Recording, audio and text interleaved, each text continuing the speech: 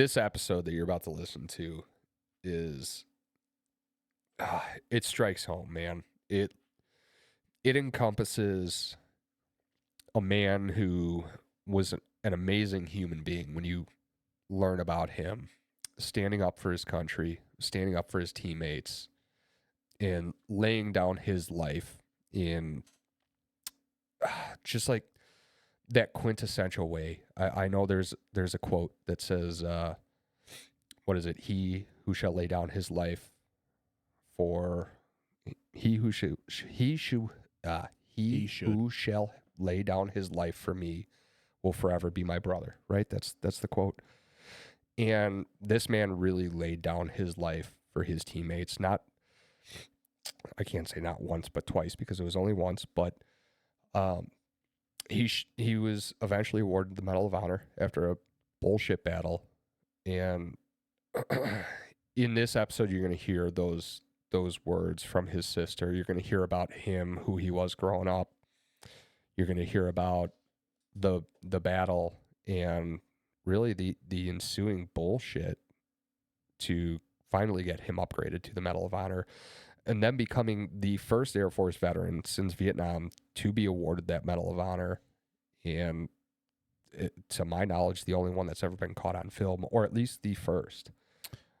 Yeah, John Chapman literally embodies whenever you think of the true American soldier, that is John Chapman. He literally thinks of his team first before himself.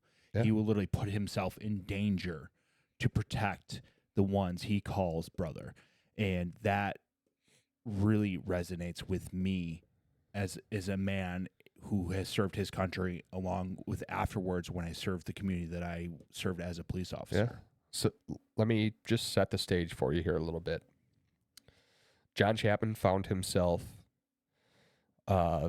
disembarking from a helicopter with his SEAL Team 6 comrades on the summit of Takurgar during the Operation Anaconda. It was March of 2002, so very early in the War on Terror. He found them under intense fire from 2 Taliban bunkers. John decided that he was going to charge headlong into that fire. His job as a combat controller was directing aircraft. He never looked back. He charged up that mountain, and we're talking a mountain. They were over 10,000 feet. With what, knee-high snow? Knee-high, as Lori puts it, post-holing snow. He eliminated 2 enemies in that first bunker, a rudimentary trench. Think of, like mountaintop trench, right? About shin high, if that. Yeah, not much. So he discharged 2 enemies in that trench before the commander of that SEAL team ever even reached him, at which point Chapman was hit by enemy fire, knocking him unconscious. The SEAL team retreated. He was left alone. At some point, he regained consciousness, and he then had to suffer with that feeling of being left alone, which he quickly came to realize. I mean, nobody can say exactly what he went through and what his thoughts were, but he continued to take that fight to the enemy for hours. Yeah, his actions depict what actually happened, so we cannot really accurately describe what he was thinking. Nobody can. No, but his actions depict what he did, and his actions were engage the enemy. So with his actions, he saved his teammates' lives along with many others. After regaining consciousness, he continued to fight for hours. He dispatched 3 or 4 more, one in hand-to-hand combat. He heard that saving grace of that MH-47 coming to the summit to what he thought was rescue him, but he realized that if he did not continue to fight, that QRF on that MH-47 was going to meet the same fate. So he stood up to the challenge and continued to fight, engage, and was hit some more times. A lot of this was discovered through autopsy results, and finally there were 2 rounds that were the end of it for John Chapman. And unfortunately, after everybody was safely off that summit. There were more lost. It was at that point in time the greatest loss of Special Forces life in U.S. history, and there was a lot of fighting left at home still to really get his name honored the way that it should be. John Chapman was a true American hero. If you literally want to look up like dictionary, that's John Chapman. John Chapman literally put his life on the line for his brothers, and he has said it multiple times to his loved ones that he would go to the extremes to protect his teammates, and John Chapman lived that out in real time. He did. And so you're gonna, if you want to listen in, this is gonna be his sister's point of view on everything and go into who he was as a man from childhood all the way up until his passing. And we will talk about the ensuing, I don't want to say drama, but the ensuing battle to really get him honored in the way that he deserved. Absolutely. And not only was John Chapman an extraordinary soldier, he was a phenomenal father and just a phenomenal human being in general. Phenomenal human being. You guys are in for a treat for a beautiful episode. Just check it out.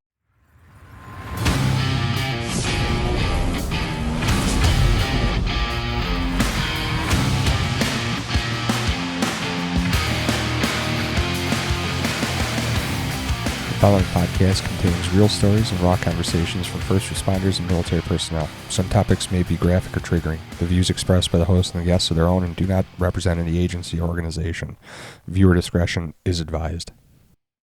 Welcome back to another episode of Beyond the Dispatch. We have a great guest. Honestly, I kind of compare it to Christmas morning when you wake up. I've been looking forward to this episode for a long time, and it's finally here. We finally have her in the studio. Before we get to that, I want to do a shout out to Illinois Special Olympics, the Torch Run. They're currently raising money for individuals with special needs to help them with the financial cost. So if you haven't already, please donate to the fund. We really appreciate it. Also, we want to just a thank you to all of our listeners. We really appreciate you guys tuning in every week. We couldn't do it without you guys. So please like, subscribe, share. We really want to grow this channel. We got some big plans up ahead. So without further ado, we have Lori Chapman Longfritz in the studio. Your brother was John Chapman, a combat controller with the Air Force. If you guys don't know the story, or if you guys haven't read the book, Lori was co-author of Alone at Dawn. It's a phenomenal book. It literally had me in tears. Lori, without further ado, please, thank you so much for coming in. How are you feeling today? I'm feeling good. Thank you for having me. We appreciate you guys coming, or we appreciate you coming in. Lori had given us a challenge coin. It's a Medal of Honor recipient challenge coin for John. It's probably my favorite coin. It is my favorite coin. She also hooked us up with a patch, if you can see it up there. Definitely one of our prized possessions in the studio. Before we go any further, Lori, let's talk about a little bit about your flight in. You kind of got delayed a little bit. It was about a 4.5 hour delay. It was about 5 hours, yeah. Yeah. So thank God for the USO in Denver, because I spent a lot of the time there. It's more comfortable than a lot of the other poor people who were traveling that day or yesterday. I felt so bad. It kept getting pushed, and then you literally sat on the tarmac too when you landed in Chicago. So she flew cross country to come see us, and then you were sitting on the tarmac for like 15 to 30 minutes. Yeah. So it was I have to give a shout out to my seatmates there. One of the ladies in that 15 minutes of whatever taxiing, or I don't know what the heck we were doing, but she said she listens to your show. Yeah, that was huge. Unfortunately, I did not get her name, but she's here visiting family and friends, so I hope everything's going well. Yeah.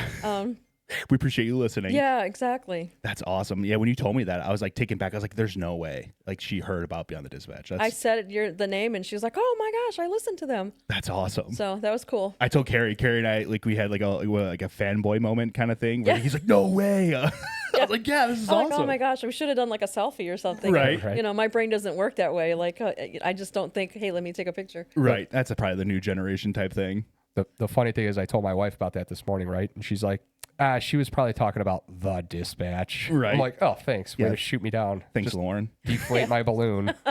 We know no. you're watching, Lauren. Thanks. Yeah. Thanks for shooting down our egos. Oh no.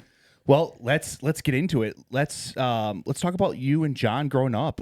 Tell me a little bit about him. In the book, you kind of go into detail. You guys go into detail about his childhood. He sounded like a great-hearted person, a very caring guy. Yeah, he really was. We don't really get into too much in Alone at Dawn because, the focus is more, Right. Introducing combat control, because nobody ever heard of him. And then what happened on the mountain. But I actually just finished my second book that I originally wanted to write when I partnered with Dan on this one, that tells John's story. That one will be out. It should be very soon. It's called First There. Perfect. The First There, the life and legacy of American hero Master Sergeant John Chapman. We're very excited to read it. And it's from, birth to death. And I just wanted to let people know, a lot of times people hear stories of, somebody did something really, whether it's military or police or Right. or firemen or whatever, and they're curious, like how did they end up doing this? In John's case, at the end of his life, he lived his life the way he died was on Right. his terms and in service of others. He's always done that. I know my mom remembers when he was just barely could talk, and he would say he would understand, like she was sad about something, and he'd come up and cup her face and say, "It's okay, mommy."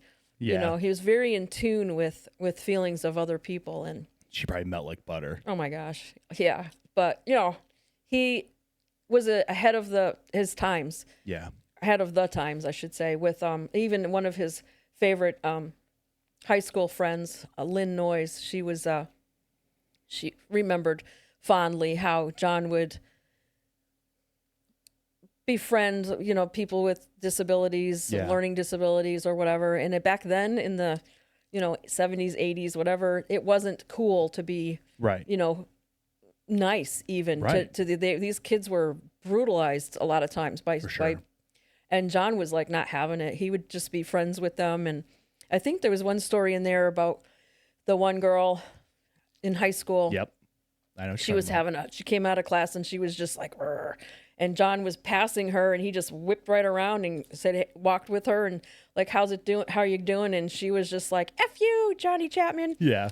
And he just kept going with her and, stayed with her until she calmed down and walked her to her next class. And other kids weren't, they were the ones bullying her. And Yeah. John was the one doing that. And Yeah, he early on in the book, he won me over. Yep. Children with special needs is near dear to my heart. And then also, the Coast Guard thing also won me over. But yeah, the almost, kind of, in hindsight, now I kind of wish he had gone to, Coast Guard. Maybe he'd still be alive. yeah, 'Cause, everyone's got their path. Yeah. Everyone has their mission in life, and, Exactly. and John has changed and touched many lives. He's touched mine. I know he's touched Carrie's. He's you talk about special forces, like that's someone you want to look up to, a Right. true American hero. Yeah. And, we didn't find out about so many of the lives that he did touch until after he died. Right. They came out and said, "Hey, I just want you to know." So in my next book, in the First There book, you'll see the couple of stories with someone named Billy Brooks. Okay. And John was in, John touched his life in a couple of different ways, but, I don't want to give too much away, but, John accepted him just how he was. He was very, very, excruciatingly shy. Yeah. And, had a hard time talking to people, especially girls. And John always just took him under his wing, or not really took him under his wing, but just befriended there him. for him, It's yeah. like honest to goodness friends. Like, Yeah. and he would like push him just a little bit past his comfort zone each little time, just little nudges. Yeah. So before I connected with Dan, when I thought I was writing the book about John initially way back in the day, I sat with Billy and, he said, "John changed my life." He went to, he ended up being a chef and traveled the world speaking in Really? front of hundreds of people. And he's like, if John hadn't pushed me, I might not have been able to do that because he had been so shy. Yeah, and that speaks volumes but- about John. yeah. It really does. Yeah, but he also helped Billy get into a little mischief, every once in a while What? too. No, Yeah, never, right? I know. Not John. Oh my gosh. And I'm sure there are lots of stories out there that I still don't know, but Oh, I bet. and I want to say to any one of you guys who know these stories, the statute of limitations has long passed, so share. Yes. But yeah, so he was just he's funny. He was like, I guess like we have 4 of us kids. It was Kevin, then me, then John and Tammy. And I guess somehow kids kind of develop, like Kevin was the really quiet, smart one, and I was the mouthy rebel. I know, surprise. And and John was just so funny and so compassionate. Yeah. and, Heart of gold. Yep. And Tammy was the same. She was quiet, but man, don't cross her and don't mess with the family. I have stories about her too, but Very close-knit family. yes, Mom had 4 kids in 5 years, Oh, so we were very close. it's almost like Carrie over there. Yeah. I think he has Irish twins. I was going to say, it sounds eerily familiar. That Technically 3 kids in 2 years. you were part of. No, my him and wife. his wife. Oh, Yeah. okay. We're You might as well cruising just along. get them all done. Yeah, well, that's going to be like the best part. We're going to be out of everything relatively close. Unless and until there's a surprise. Right. Yeah, right. So you guys were very close then growing up. All, Yeah. all 4 of you guys. Yeah, I mean, we had our moments of, I hate absolutely. you, and I was like I said, the mouthy one. But for a while there, I was an only child, and I thank God that he knew better, and and Right. gave me these wonderful people to grow up with. Yeah, they're put in your life for a reason. Yeah, exactly. 100%. But John was like the clown, and he was a little mischievous guy. I love it. He was, yeah, but he also had a heart.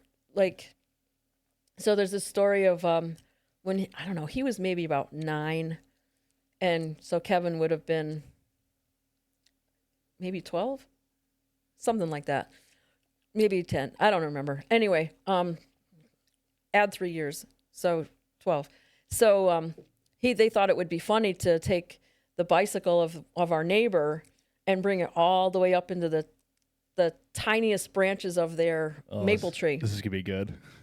So they dragged it up there and left it there and went home. Nobody knew they did it. Yeah. And then Tammy was playing with the little girl or the girl's sister, found out that Patty was very upset that she couldn't find her bike.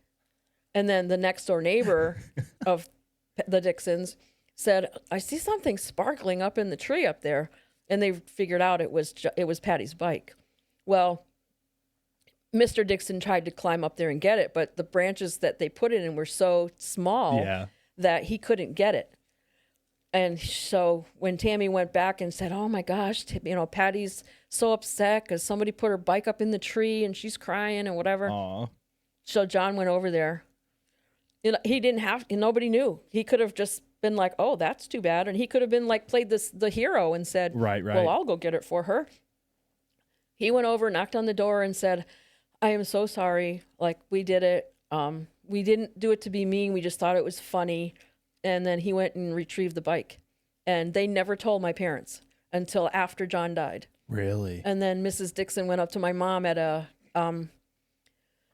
they were having something at the, oh my goodness, what is it? The Army Air Base, the Air Force, not a base, but the National Guard or Air Guard. Okay. National Air Guard. Hangar. And Mrs. Dixon came up to my mom and said, I just want to tell you something about your little boy and the heart that he had and the courage to, because he had to know he was, Accountability. I was going to get in trouble, but he did it anyway. An ass whooping probably back in the day. That's right. And yeah, and yet they never told my parents. So, That's awesome. and that's the stuff. It speaks to his character, who he was as a person. He owned his mistakes. There's a lot of people out there that do not do that, and they would have done exactly what you said of. Yep. And we'll get to that later on. Yeah. But they would have just been like played the hero and never said exactly what happened. Yep. So whenever something went sideways, he did whatever he could to make it right. Love it. Yep. And then he would do the right thing when no one was looking too. He didn't need the, attaboys and the pats on the back or anything like that. It wasn't how he was. And I think that followed him throughout his life. Oh yeah. He was very confident. I'm sure at some points he could either appear or maybe he was cocky, but he always could back it up. And he was never like obnoxious. I'm sure, Some people took it that way, right? Yeah. Because they probably had their own self-doubts, so they probably saw him as a person who's very knowledgeable, very articulate, and they're probably like, oh, this guy, like he thinks he knows everything, but that's not the case. He just He smart. was always prepared. He had, like, when I was talking to one of his combat control buddies, and he's like, I don't know how in the hell, because back in the day, they didn't have internet. They couldn't sit on their phones and look up something. Right. So they were going to some godforsaken place on the earth, and that he knew nothing about, and yet John's sitting there and going, did you know that here, he's like, how in the hell do you know this? And John's just like, did my research. That's, he was just very thorough, very prepared. But he didn't really have a choice to not be, right? Especially with the position that he was in. These combat controllers needed to know this right stuff. In his career field, yeah. But even, like, I don't know, he was just, even on the soccer field, he started playing earlier. Like, he played with older kids because there weren't teams for the younger kids back then. So he played with Kevin, and he just emerged as just the kid who he got it. Like, he could pretty much read the whole game and know where either he should be or one of his teammates should be, and almost always the ball went exactly where he thought it would be. Right place, right time. Yep. But he was one of those guys who he wanted the win, but he didn't care how they got the win. Like, he had more assists than he did goals. And he could have had the most goals, but he had probably could care less. Right. He didn't care that somebody else got the goal. He just cared that they scored. It sounds like he was the type of guy that didn't really care about the accolades that came with the honor of winning or the honor of doing something special. He was a team player. He was. There was a point in time, although I do have to say, for some reason, the soccer coach back then was impressed with John's athletic ability, but when he was playing for him, the high school team, he would just berate John for things that he didn't even do. Like, it was somebody else. Mm-hmm. And John would get in, just like in front of everybody, and so there were times when, so John didn't need pats on the back, but he also couldn't figure out, why am I getting blamed for things that I didn't do? Right. There was one game in particular, Mom remembers that he was just being harassed so much by this coach, and at halftime he went over to my mom and he said, I really want to just turn around and score against us. And he said, if it was, I can't do that to my team. He says, if it was just Sullivan and me, I would do it. But he's like, I can't do that to my team. Yeah. So he didn't need the accolades, but he also didn't need somebody. The extra, shitting. I mean, lack of a better term, but he's shitting on him. Pretty right? much. Yeah. And we couldn't figure out, like, why is he like a focus of coach's ire? Like, maybe he was just trying to make him a better player, right? John was already a good player. For sure. But maybe he saw the greatness in John, because you talked about how he was always in the right place at the right time, right? And he could read the field probably better than a lot of these older kids could. So maybe he just saw something in him. That's just my perspective of maybe. You could give that to him if you want. Try. I don't think so. Otherwise, he was just an asshole. Well, see, he was back in that day. The coaches were kind of given free reign; they could coach however they wanted. Right. Yeah. And he was tough, but he had some. Nowadays, he would have been like, you're not going to be the coach anymore, because, he was right. He would do things like that and yell and call people out in the middle of the game and stuff like that. And nowadays, don't hurt my son's feelings. Right. I think that's something that for John, like a learning point for John as well, right? Is something early on in his life, his coach was a jagoff. Mm-hmm. And that's something that John probably learned that he didn't want to be, and he probably learned from that situation to apply the rest of his life. So it's probably a very, very crucial role to him in a sense, Yeah. He took a lot of things that happened in his childhood, I feel like, and that I think maybe he took with him, maybe during the pipeline or something afterwards. Because, that there's one point in time in the pipeline where they have to go to it's like a concentration camp, and you're, like stripped naked and thrown in a pit and covered up, and in the middle of winter or whatever, water's thrown on you. They're just letting the guys know this is what could possibly happen to you. If you get captured. Is it called, that's not SEER. What is that, Gary? Do you know? I can't remember. Well, in SEER school, they do have a lot of training where they, it's CERT, or what is it? I can't think of the acronym off the top of my head, but they do a lot of evasion, right, interrogation type stuff. So. Yeah.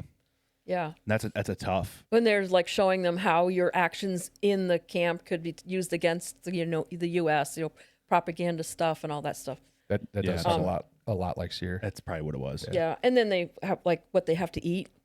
Oh yeah. Some of the really nasty stuff. So when John was in high school, a good friend of his, Doug Curry, was in the Boy Scouts, and he was going for Eagle Scout. Yeah. And he was telling John about how, hey, we went camping this, I don't know, it was for a full week or if it was just a weekend or whatever. And we had to do this and we had to do this. And then the only thing John mostly focused on was the fact that they had to eat beetles, or they ate bugs. Yeah. To survive. And so not long after he heard Doug's story, I was in my room and I was like, what's that smell? So I walked down into the kitchen and he was cooking. And he's, just making something. I was like, what are you cooking? And he's just kind of grinned at me. And he says, beetles. Like, what? And he told me about, what Doug said. And he's like, yeah, I pulled the legs and the wings off of them, and I'm in the. It smelled like popcorn or whatever. Yeah. And he said it kind of tastes like burnt popcorn. I'm like, I'll just take your word for that one. I'm not trying it. So I'm sure that Doug didn't cook his bugs when he ate them. No. But, so that was John's spin on it. 100%. But I think about, okay, so that's just one small, something that he did as a teenager, and who knows if that somehow helped him in that survival school or whatever to eat that. Right. Could have planted that bug. Like it lacked. Pardon the pun, right? Pardon the pun, yeah. I planted the bug. Yeah. I think it says a lot about like character and like the way he thought about situations and stuff. And it's like, hey, like this is pretty good information. I'm going to try it. Like, let's learn this. Right. If I ever get into that situation, he's like, he would want to be able to survive. Right. So that's his mindset. I mean, that really kind of, if you read the book, you'll find out exactly what John did, and he went through a lot. Yep. Speaking about that, let's talk about John's process into the Air Force and how he got to the position that he was in, because I'm sure a lot of the listeners don't know what a combat controller is, and we'll get to that point, but let's talk a little bit about John's experience kind of getting into the Air Force. Yeah. Well, just so everybody knows, I'm no expert on combat controllers. I would let them explain it mostly. But so John graduated high school. He went to University of Connecticut, UConn, for a year. And he wanted to go to Embry-Riddle for our aeronautical engineering, and then we found out it was really expensive, so he went to UConn instead.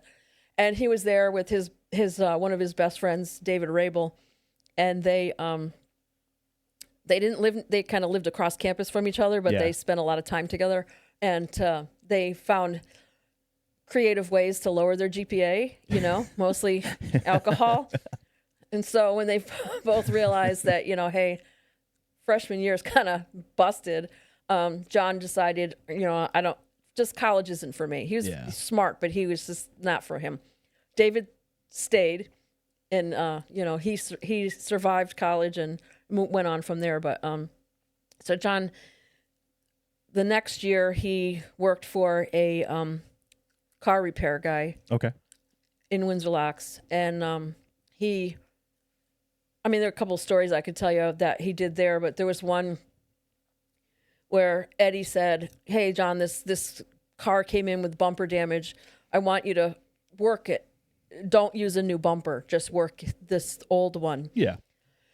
And then he went somewhere and he came back and he's like, "Damn it, John, I told you not to use a new bumper." John's like, "I didn't." And he's looking at it going, "Holy crap, he did a great job." And so after that, he trusted John to work on like the more expensive cars and, Right. you know, so. At a young age too. Yeah, he was what, 19, Yeah. 20 maybe.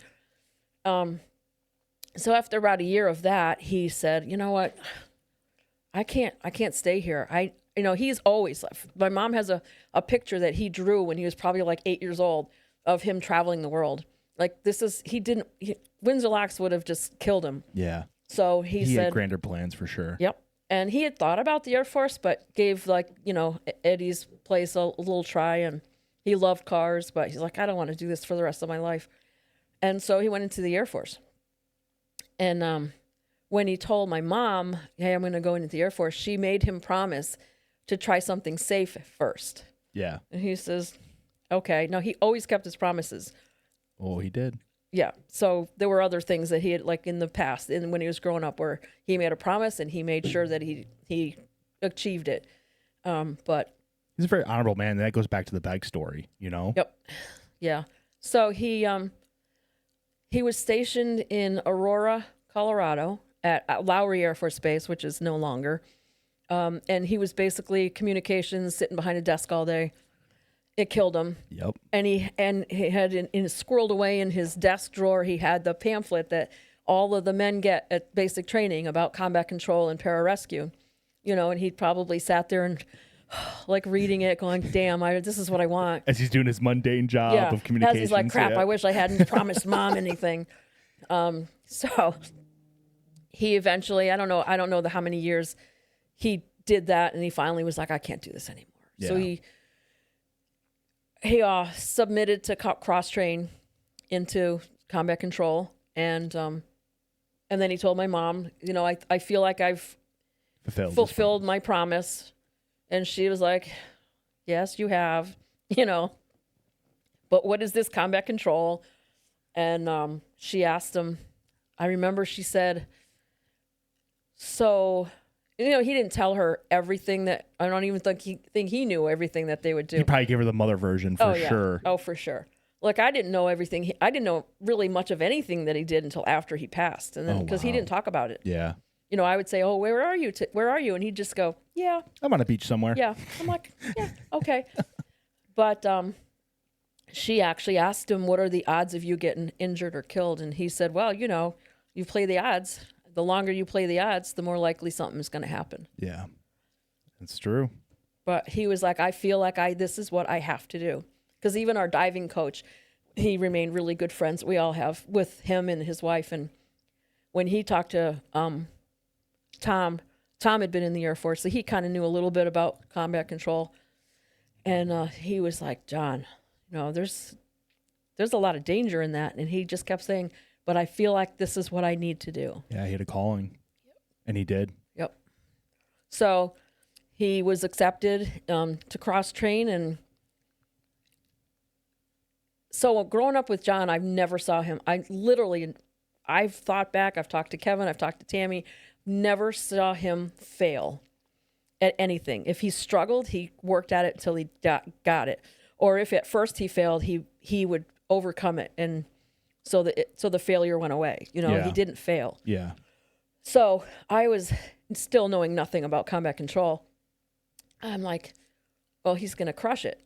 Well, he struggled. Yeah. He struggled quite a bit, apparently, and to the point where, look, I would send him letters and he'd write back when he could. And I actually have put two letters together on a tattoo on my arm.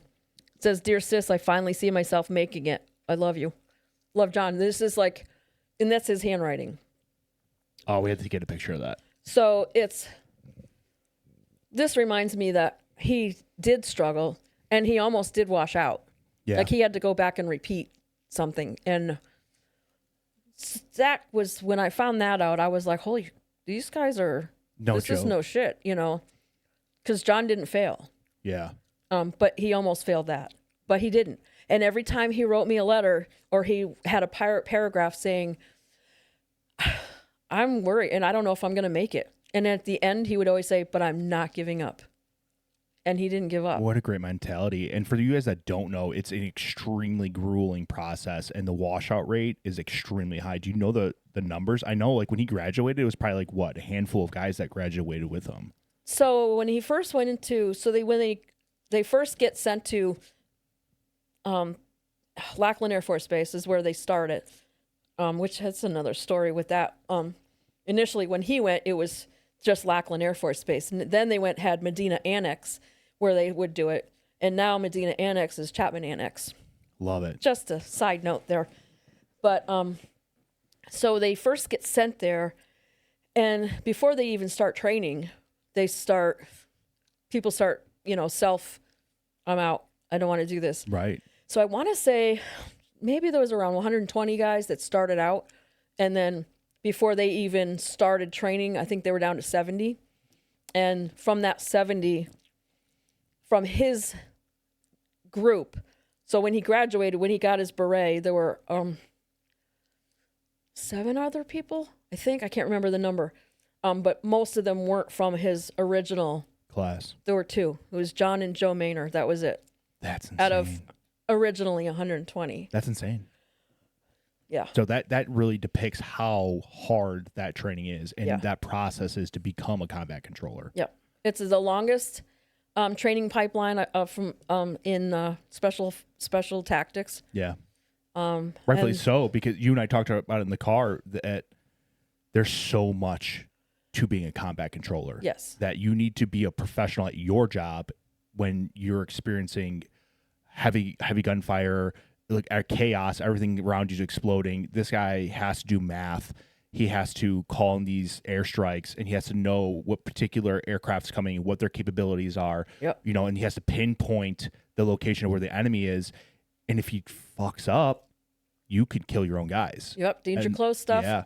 Yep. And then now on top of that, then you have to be a proficient gunfighter. Mm-hmm. Proficient. And because you're hanging with top tier guys like Delta, SEAL Team 6. Yep. And you can't be no slouch. No. And John wasn't a slouch. They have their cages, their individual cages in the team rooms and whatever. And he always kept, lots of them talked about how he kept his stuff straight, and like he could deploy immediately. He knew where everything was. And some of them, weren't quite as neat. Right. But, John's first, and I don't know if it was first and only, but his first one person that he had to train when he was a controller, and then Summa came in, and he said that the first John, you should keep your shit tight, and Summa started keeping his cage almost exactly how John did, like Right. and he's like, to this day I still think of things that John said to me that or showed me or the way he did things that I still do or think about. Right. He set that standard because we also talked about this as well. These combat controllers have to be able to mesh with multiple different teams from across the world. Yes. And in a sense, everyone laughs at the Air Force, right? They all call them Chair Force, but these guys were not your average. This was some badass motherfuckers. Right. And they had probably gotten a lot of shit from these guys coming in, like, oh, look at the Air Force guy. You always had that stigma about you, but John was exemplary, and he proved that he was one of the guys. And we'll talk about later in the book that John took that extremely serious. Right. Extremely serious. And he had, I was telling you, he had great bona fides with that community. He could, if somebody that maybe a team hadn't worked with before walked in and they're like, I don't know about this guy. And then John walks in behind him. Oh, he's with Chapman. He's with Chappie, so he's good. Yeah. So John had this reputation of, And in that community, like Delta and all those top, that speaks That's volumes. big. Yeah. Yeah. It's huge. yeah. Like your name carries weight in that community. That talks about what kind of person John was. Yeah. Yeah. He was squared away. Not that, not that he didn't do things. I mean, he did some things wrong on purpose. Like, For I sure. want to see him punish me. Like, I want to see it, because he was a smart ass too. All growing up, there was all kinds of, so he tried to swear in front of my mother. Ooh. He said, "Futhermucker." Yeah. She wasn't having it. I was like, oh, he said that. Like, I mean, because I'm like, holy God, you stupid. He wanted to see if he could get away with it. Mama Chapman's not about that. We used to get soap on the tongue. Oh, we got threatened with the same thing. No, we didn't get threatened. It was soap on the tongue and sit in the middle of the living room so you can't go rinse your mouth out. You're like scraping your tongue and like, ugh. But, I think it was dial. It's really gross. I think. Absolutely. So I've heard. I don't know. It makes me think of, what is it, Christmas Story? Life Yeah. buoy. Yeah. I have soap poisoning. Oh, damn. Over the years, I've became a connoisseur of soaps. Oh, I bet you have. No, it was part of the movie. Yeah. But yeah, so I don't know. John, when he made it through and became a controller, and I still didn't know what he did, had no clue. He wouldn't tell me. He just kept it. Like I said, so back then they started with the instant messaging or where you could talk to somebody AIM or real time. AIMs, Yeah. or whatever it is. I think it's AIM. And there were times when it was just the two of us on, and he would just be, because sometimes it would be the whole family, my dad and my sister or whatever, we'd all be there. But there were times when it was just the two of us, and I was like, oh, he says, yeah, I'm TDY. Oh, where are you? And he'd just say, yeah, like, I'm not telling you. And even his friends, like Brian Toper was his best friend with David and another Mike Toast. And so Brian was like, he asked him he was talking to John one time, or maybe John was visiting, and he's like, yeah, I'm gonna go train with Delta. Now, we came from a town where there's an airport. My father worked at the airport. So Brian's brain went to Delta Air. He's like, oh, you're training with Delta Airlines? And John just like, Delta Force, you idiot. They probably didn't know what Delta Force was back then. And Brian said that was that moment when he realized, holy shit, John's like badass. Badass. Yeah. A real badass. Yeah. He didn't realize it until, he's like, they grew up playing Army, and, Right. who knew that, one of them would actually. So we're going to take a break here in a couple minutes, but I wanted to ask, 'cause we were talking about the pipeline and stuff, and there's a story in that book that stood out to me, and it's kind of like that same time frame, and it had to do with pull-ups. And I think, was it Joe Maynor, correct? Yeah. Yeah. If you want to tell that, I just think that is exemplary display of who John was in a lot of ways. Right. So this was when they were still going through, they called it INDOC, which I'm not sure what the acronym is, but it's like it's before they become a controller. It's like the very beginning of the pipeline. And so they have this. Where a lot of people probably wash out. Right. That's where, and they have this mud pit, and they also have these dip bars where you'd have to go all the way down and then pull yourself up, and I forget how many they had to do. And so if you couldn't do them, or if your muscle fatigue, then you had to go to the mud pit. So John and Joe were the only two that completed their dips. Yeah. dips. And so the instructor said, okay, you guys can go to whatever mess hall, whatever they were going to go. So Joe starts running like, oh, thank God, yes. And John went over to the mud pit, and the I don't know what he call him, but he was like, instructor probably. Chapman, what are you doing? Joining my team, sir. Or I don't think they called him sir, because I don't think he was a You probably officer. call him sir. Probably. He probably wasn't, because if he wasn't an officer, they wouldn't say sir. But anyway, in basic training, that's Well, how. maybe. Everybody's got their own. Right. Yeah, absolutely. No, you're probably right. I don't know. He just said, I'm going there with my team, and he's like, you're free, go. And he says, no, I'm staying here with my team. And then somebody from the mud pit threw mud at John and hit him, and he's like, and the instructor was like, well, you're in it now. And so Joe was like, shit, crap. Thanks a lot, Chapman. Yeah. So Joe went, and he went back, and Joe said at that point in time, that's when he realized, this isn't about me. This is about the team. 100%. So, and that's what they're trying to teach you. Yeah, and that was John. That mentality, like that story, like right now I've got chills thinking about it, because it sets up so much more about John's story, and ultimately like what happened to him. I think that story right there tells it all about who he was as a serviceman. Couldn't agree more. Service member and a person. That's true. On that note, let's take a quick break. Sounds and good. We'll come back. Here at Beyond the Dispatch, there's only one first aid bag we trust for ourselves, our loved ones, and anyone we roll up on. Wait, did you bring with? Jumpmatic. God, I hope you guys heard that because it's a hefty bag. It literally has everything you want, need, and more. It actually even has a kitchen sink installed. It has anything from glucose readers, sterilized bandages, thermometer, ring cutter, Israeli bandages, tourniquets. Look, here's the thing. This bag, if you're active, hunting, camping, hiking, even for a truck, you roll up on an accident, this thing can treat anything from a bug bite, a poisonous plant, to a bullet wound. It's phenomenal. It was designed by a paramedic for everybody to use. I love this thing. I carry one in my truck. I'm going to add one in my camping bag. It's great. Like I said, it carries everything. You got tourniquets. It's one of the only ones on the market that brings full diagnostics to you. What? You sound like you're talking like you're a professional. Might have done it a time or two. 2-3 times? 2 or 3.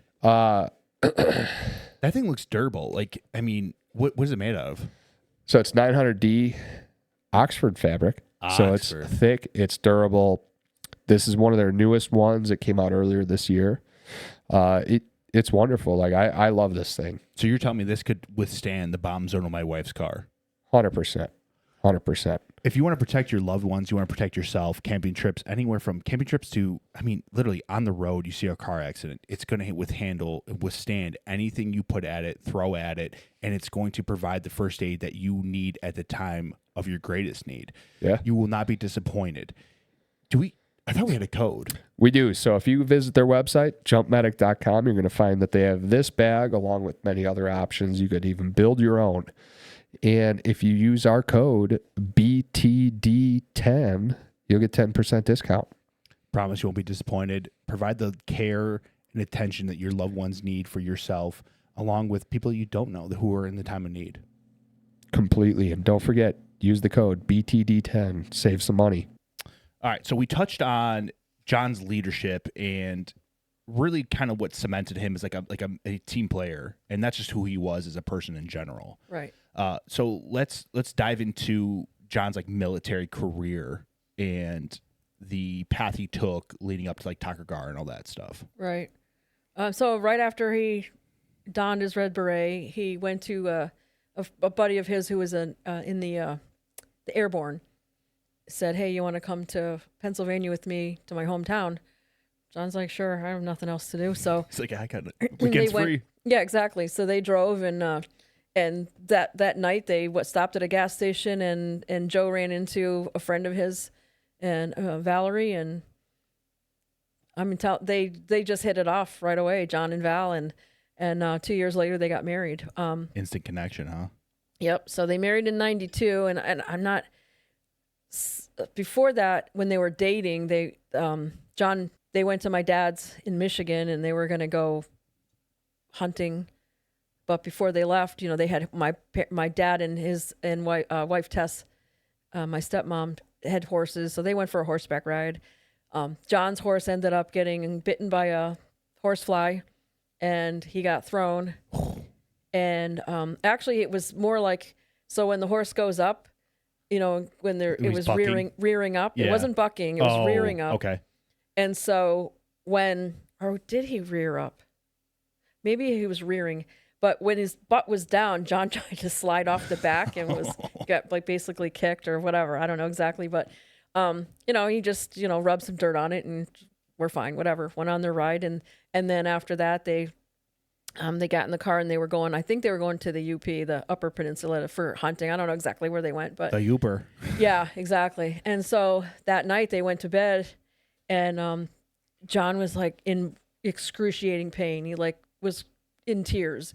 And Valerie was a nurse. She had gotten her nurse's degree, and she's like, we have to get him to a hospital right now. And so my dad didn't know the area, so he went like the wrong direction.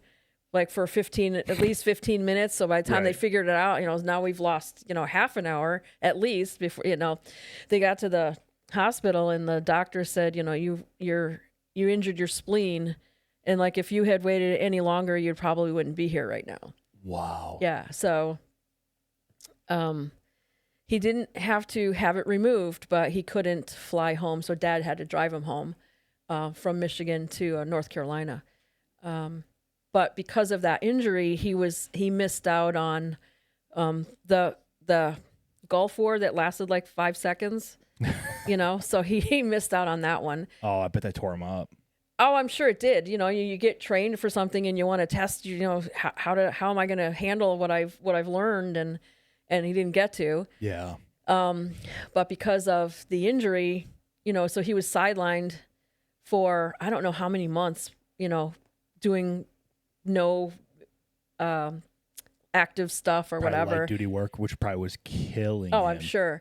So at one point in time, they were doing like offloading the big planes with giant payloads, like could be a tank or something.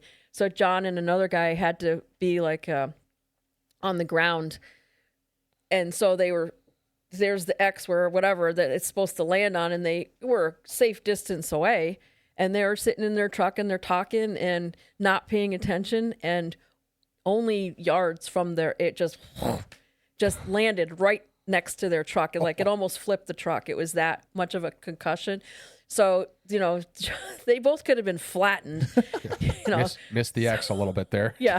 So little it's off. like, okay, Josh, pay attention to this stuff. They're just probably sitting there going, this is boring, whatever. yeah. Holy crap, we almost got flattened. But, so he did have some exciting things happen to him, but, yeah, I'm sure that it really bothered him that, Oh, I'm sure. he went through this intense training and, hey, I want to put it to use. And then he missed out, because of the injury. And then once he got married in 92, John was stationed in Okinawa, for 3 years. Seeing the world as you always wanted to. Yep. He got to go to Korea and every place, Real quick, at that time he was with the 21st STS. You probably know better than I do. Like, all I know about is the 2-4. Like, I know there's a 720, and I'm not exactly sure which one it is over there. Okay. Like, I have photos because he was. I guess my point, I just wanted to make sure, like, timeline wise, he was not with the 2-4. No, yet. not at that point in time. Okay. So even when he was. Well, when he went back to after Okinawa and they went back to North Carolina, he still wasn't with the 2-4. He was at Pope, but the 2-4 is like the elite. That is like SEAL Team 6. That is Delta. That is like the Cream of the crop, yeah. yeah. And so while he was there was when he was training or trying to get into the 2-4. Yeah. And he, I think, really struggled with that too. Like, he didn't share a lot, but I think there was even a point in time where, like, holy crap, am I going to make it or not? And, obviously he did, but so that's when he ended up being in the 2-4. Yeah. That's a whole nother level. Oh, yeah. That's a whole nother Yeah. level. So, like, 1%, what are they? I don't even know it now, but off the top of my head, like 1% of the population joins the military, and 1% or, X amount of percent of the military is Air Force, and 1% of the Air Force is combat control. Like, it's just like the odds. Tiny. Yeah. He was in such a small percentile to get to the position he was in. Yeah. And that takes and it's a grown. lot. I mean, it's still not to the extent of, all these other Rangers and SEALs and all that stuff, but it has grown and it's continues to grow, and which is good because we need them. But Absolutely. yeah. No, that's extremely prestigious position that he was in. I mean, and we're gonna dive into it, but that's amazing. It really is. Yeah. That he was able to get that far. I mean, he literally didn't stop. No. He wasn't taking no for an answer. Like, he has this goal, he can see it, and like, I'm going to do whatever I can to do it, to get it. Oh, and he did. And he did, yeah. So where would he go after Japan, after South Korea, and all those locations? He was stationed at Pope in North Carolina on Fort Bragg. So, that's where he's which I think, basically stayed. I think Bragg's where all the Delta is based out of, isn't it? And the airborne, 82nd Airborne, and all that stuff, or 101st. I don't know what it is, but yeah, they're all there. Yeah, because we were told too by you remember Phil when he was on the show. So Delta was formed when my dad and another guest on our show, his dad, were in the military together. So our dads were, and they did actually war games with Delta. Oh wow! And my dad's like, they were not. They're gentle. no joke. They were not gentle. Yeah. He's like, these guys were insane. Yeah. Yep. Nuts. Yeah. And that's the stuff.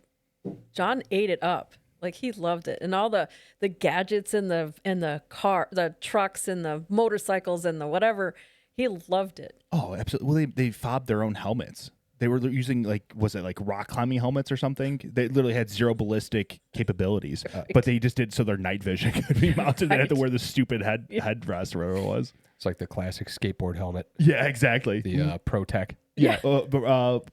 Black Hawk Dawn. Yeah, the ProTechs. Yep. Yeah, they use those a lot. Yeah, but they got to do fun stuff. Like, combat control is known for, not only calling in airstrikes, but they're also very good at, they have to create or either take over an airfield, create one where there isn't one. Yeah. And their mantra is 30 minutes. So they can land and get it all set up and be able to land planes in 30 minutes. Flawlessly. That's their, and far as I know, they have not or have rarely missed that 30-minute mark. Oh, yeah. And so one of the things that they have to do if there's no airfield is, like, they drop in like these little motorcycles, these little, Yeah. Like, there was the one story of, and I can't remember the name of the guy, but big guy, tall, just a big guy. Huge. And he just picked up the bike and was running with it. Like, it was just, but they would need him to run, ride back and forth really fast to set up the landing zone. They talk about their capabilities, these combat controllers' capabilities in the book, and it's astonishing what they can do and what they do. Right. And these guys literally can run an airport by themselves. Oh, yeah. Insane. Yeah, and then also call in airstrikes too if they need to. Right. And they also have a humanitarian side too, where, like, it says in the book towards the end about Haiti and that her earthquake, I think in 2010, or I can't remember exactly.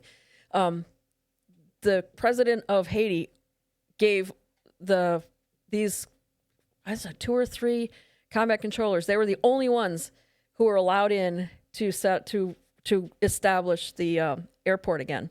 Yeah. And they did it with folding tables and folding chairs and up and running in 30 minutes. And then they had control of all the airspace and the planes coming in. And correct me if I'm wrong, I'm pretty sure they landed an obscene amount of aircraft in such a short time. It was like, this isn't possible what these guys were able to do. But they did it. Yeah. Oh, 100% they did. Yeah.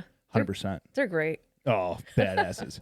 So let's talk about when John was in the 2-4. So when did John know when he was being transitioned into the 2-4?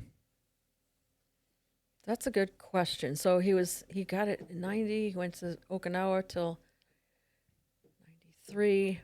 So it's probably mid to late 90s. Okay. I would say, because I remember he met Bruce, and I think Bruce said this other guy, another combat controller, was about late 90s. So that's probably when he made it into the 2-4. Was this before or after the survey team? No, the survey was after. After. After the 2-4. So he literally. I mean, it's still in the 2-4, but he's not a controller. Right. For them. So once John got married, when they left Okinawa, Valerie was pregnant with Madison.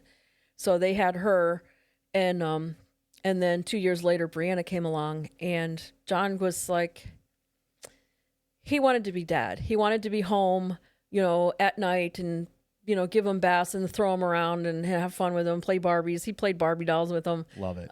He didn't care. He fell head over heels for those girls. Exactly. They had him wrapped around exactly. And he had cute little things that he would do with them, especially Madison, because she was, a little 2 years older. So she understood things like, they had a pinky promise where, if he thought she was lying about something, he'd be like, all right, pinky promise. And then they would, and it was almost like she thought you know, at her 3 or 4 year old brain was thinking, well, as soon as my little pinky touches daddy's, like he's going to know the truth. Yeah. And so, you know, so he would just had little cute little things.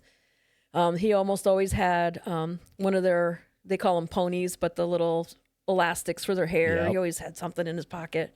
Which we'll touch on later, but loved being daddy. yeah. Just loved it. So he was like, you know, at that point in time, there was nothing really going on in the world. I mean, there's always something, but, you know, he's like, I really want to be home with Valerie and the girls more, you know, make it more of a schedule. Yeah. I think being a dad really changed his perspective on life. Yeah. Rightfully I mean, he still wanted to test himself. He still loved, you know, being a controller, but he ended up, I want to say cross training, but he ended up going from the combat control part of it to the survey. And so survey is, like I was saying, is not like the, you know, you see these guys on the side of the highway with, you know, the tripods. Cameras and tripods, yeah. No, this is like way, you could still get in the shit. Like he, you would go to another country, or, you know, basically they would go to, whether it was a building or a country or a whatever, an area where someday something might happen. And they need to have intel on that, whether could we land a helicopter, you know, how would we get in, how would we get out, all this stuff. They have, I mean, I don't know exactly everything that they look for. But so that's the kind of stuff he would have to do, is go to these countries that may not want them there. Right. And have them surveying basically the ground and the buildings and everything else like that. That's a lot of information to retain. Yeah. It And is. so I guess and I don't remember where they were, and I probably couldn't say it if I did, but he was somewhere where he wasn't really welcome, and his car was full of camera equipment and, you know, all kinds of stuff that you don't want the other. Right. And so, you know, he's out there and all of a sudden there are guys with guns, and he's just, you know, I don't know how he did it. He just played it off, and he's like, thank God they never looked in my car, because I would have been toast. So this job still wasn't like, you know, sitting behind a desk. A 9 to 5 home, yeah, for dinner. Yeah, it still had its Risks and yeah. But, you know, it's just not to the level of the combat controllers. But, you know, but he was about 2.5 years from retirement when he was killed. So, and he had been in survey for maybe 2 years. Okay. Ish, something like that, when 9/11 happened. And once 9/11 happened, he was like basically standing on his, you know, commander's desk saying, you know, put me in, coach. I want to go. And so he had to, I only had like a couple months to really ramp back up again and get himself back into being a controller instead of, you know, survey. Yeah. And he, how old? So he was older at that point in time. Wasn't he almost near 40? 37-ish? He was 36. He was almost 37. How was it? Yeah, he's like that. Yeah. 36. So a little bit later not towards his life, but for military career, that's right. That's getting he had up 2.5 years left, and he was going to retire so that he could be, and he was trying to decide, what am I going to do outside once I retire? Because, you know, a lot of the controllers, they end up in the, you know, the 3-letter agencies or, you know, whatever, and he didn't want to do that. He did not want to get the, you know, call in the middle of the night and disappear, and he's gone when the kids wake up and all that. He didn't want to do that. So yeah, but physically that takes a toll on you, especially what he's done prior for his military service. You know, it's kind of like professional athletes, right? I mean, all that gear you're lugging around and carrying those extra batteries, that has weight and it takes a toll on your body. So as you get up there in age, you're not able to perform at that level. But John didn't let that slow him down. And he took that challenge head on. Yeah. As a matter of fact, back then, the controllers, their rucksacks were 50 to 70 pounds heavier than everyone else's, just because of all the batteries and the backup batteries and the equipment that they had to have. That's insane. I mean, things are different now. They've got scaled down. There's a lot. Of course, everything's like probably really small, and I'm sure their rucks are still a little bit heavier, but not 50 to 75 pounds or 70 pounds. Yeah, and those guys are not the type of person to be like, hey, man, can you carry some batteries for me? No, it's you take your own load, and then you still have to keep up with those guys who are like in their mid-20s, early 20s, you know, so that's a lot. Yeah. That's, you know, that's a huge amount. John, but you extra know, 70 pounds? I know, right? Yeah.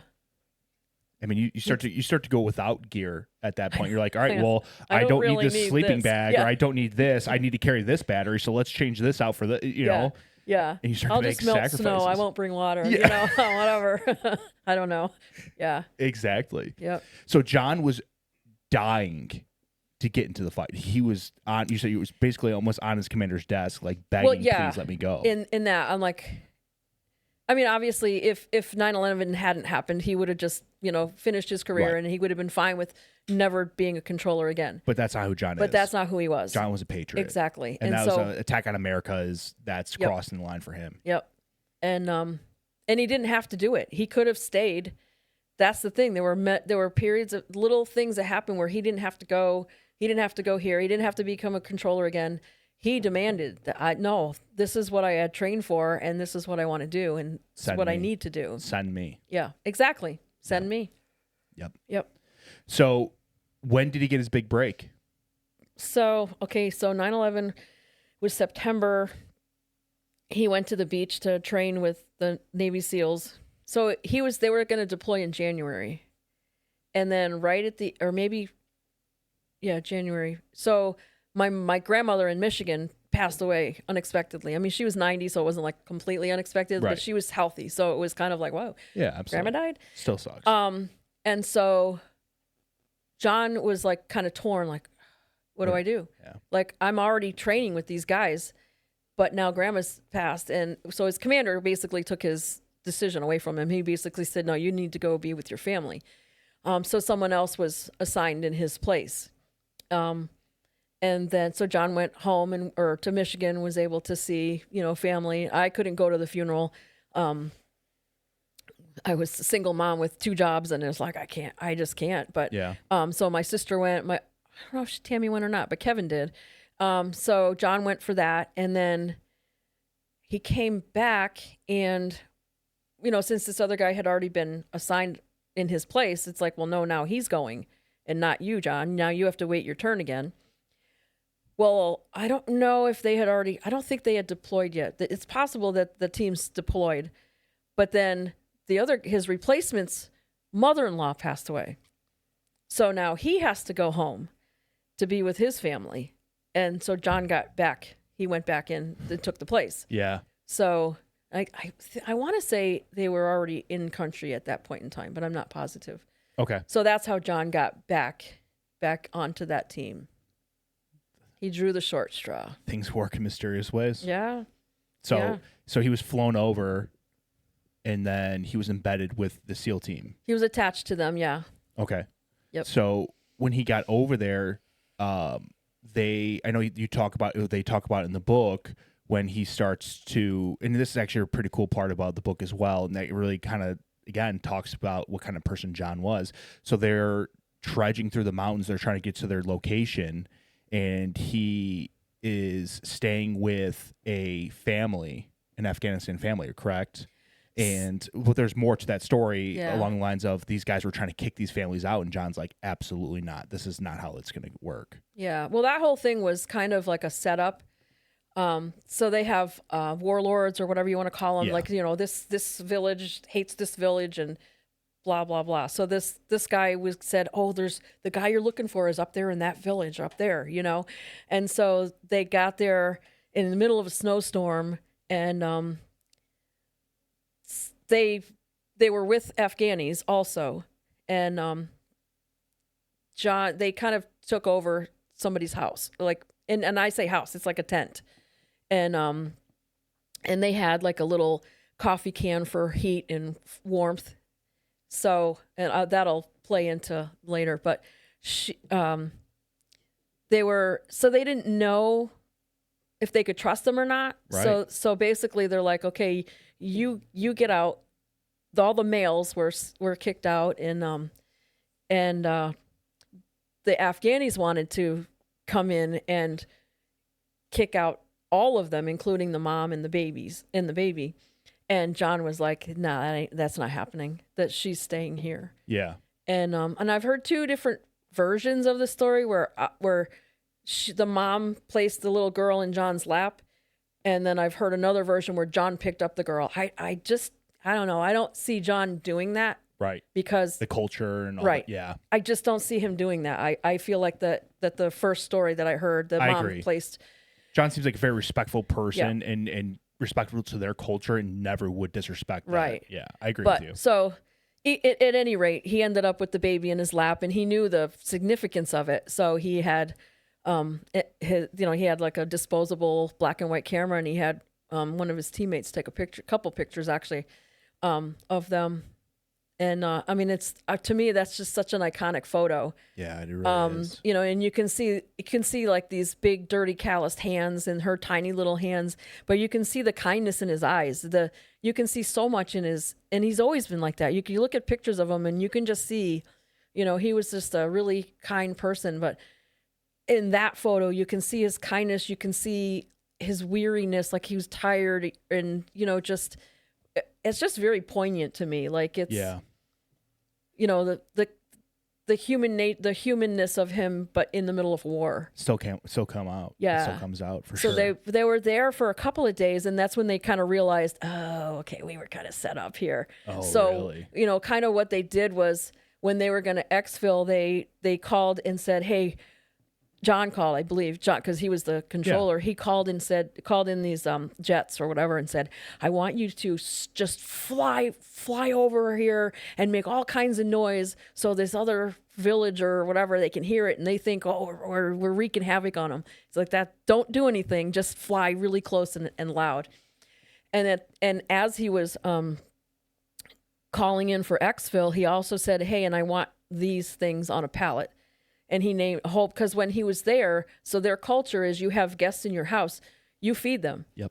And they fed them they probably used up all or most of their winter stores. Supplies, yeah. So John wanted to, fix Repay that. the favor, yeah.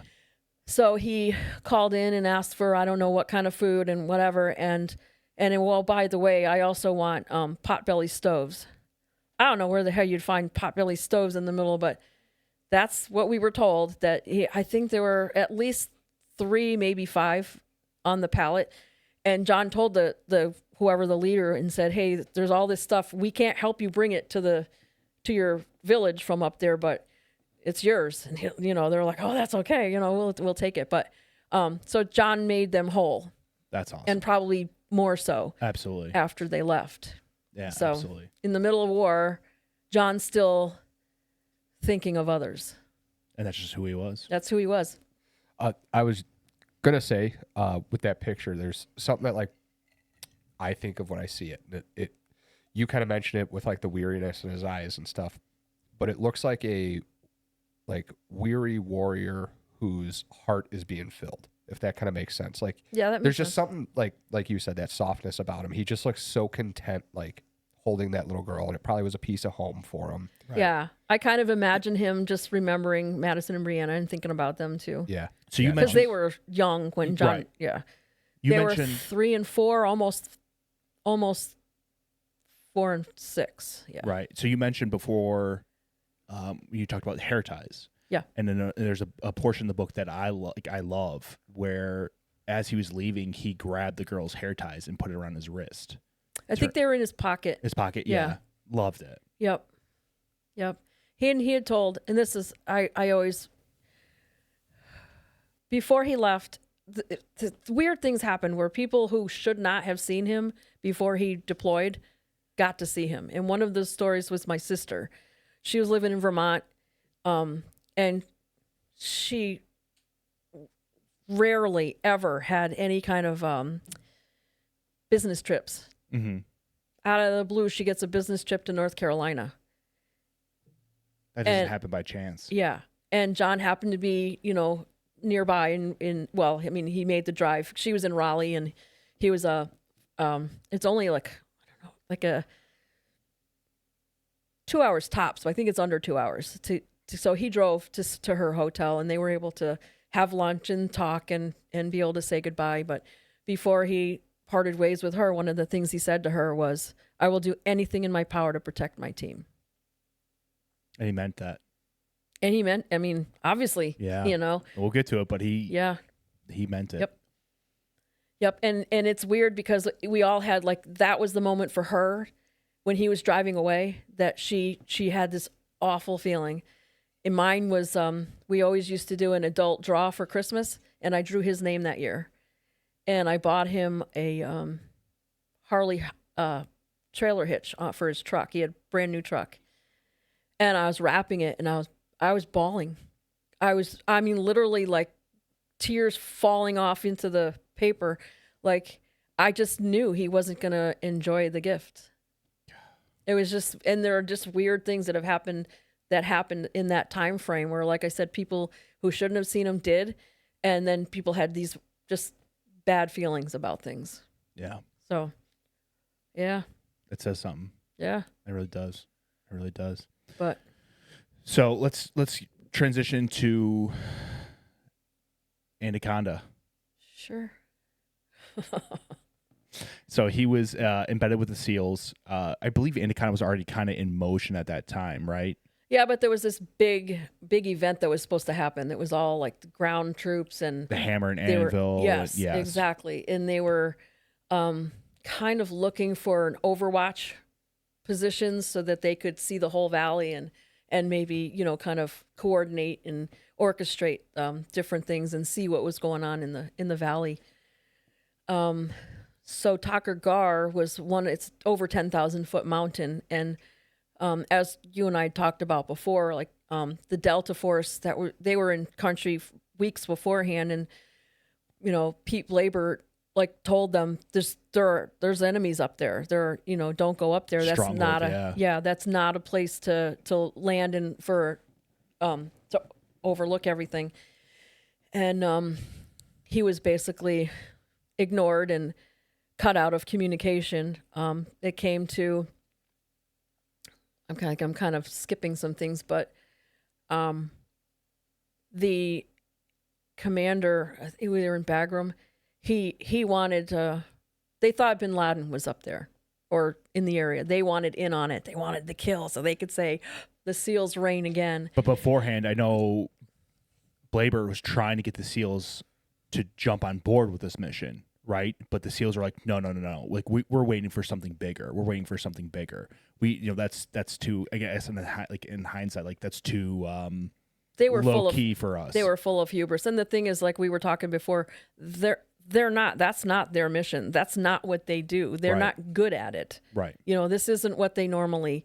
That's for the Army, and that's for the controllers, and that's for the Delta Force, but they they had to. So they did kind of poo Blaber, and they're like, no, we're not gonna. So he's telling them, well, you can't. Because he was there. He was right there. I mean, Blaber talks, not in this book, another book talks about, he almost drove every single road in that area. He had done so much legwork and homework. There was a bear. There was all kinds of stuff that they did. Oh, my God. I mean, the preparation that Blaber put into this mission alone, and all those other guys, planning nonstop. All the recon and the, Yep, and Blaber's trying to get the SEALs to get in, and they didn't want anything to do with it until when they realized what was going on. Right. And then that's when it was like, oh my God, we have to get in. Right. And, so they didn't have to go up on that mountain at that point in time. They could have waited 24 hours, but Tim Szymanski was the one who made the call, the commander, and saying, no, we have to do it now. We have to get in there now. And that was the SEAL team commander, correct? Well, yeah.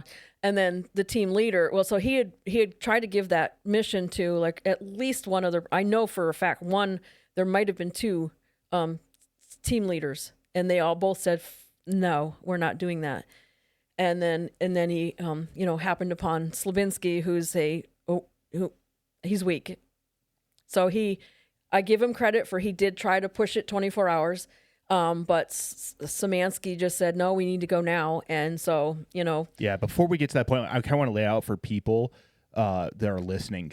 So Blaber actually had these guys come in on like ATVs, and they literally would trek through on foot before Anaconda was launched. So they did it the correct way, the way he wanted it done, and it worked. Yep. It worked for them. So they had Delta Force embedded with combat controllers, and they all had their positions. Mm-hmm. And there was, I believe, a SEAL team involved. There might have been. I think there was one. CIA Is it Mako? Maybe too. Was it Mako 3-1? I think so. Yeah. So all these guys went in on foot beforehand, the proper way to do things, and they were handling fucking business. Right. Handling business. Right. And initially, that's how Blaber wanted it to be done. Well, that's how they were originally going to do it, John and the SEAL team. Right. With Slavinsky as the team leader. And I say leader in parentheses or in quotes, but you'll find out later why. But and also before we get to the point of them getting on Tiger Gar, I know there were some shicey things that went down where these SEALs, I think it was the SEAL team commander, weaseled his way into it and then also kind of pushed Blaber out of it. Oh yeah, he completely. So when it all started, the mission started. It was a go, I guess.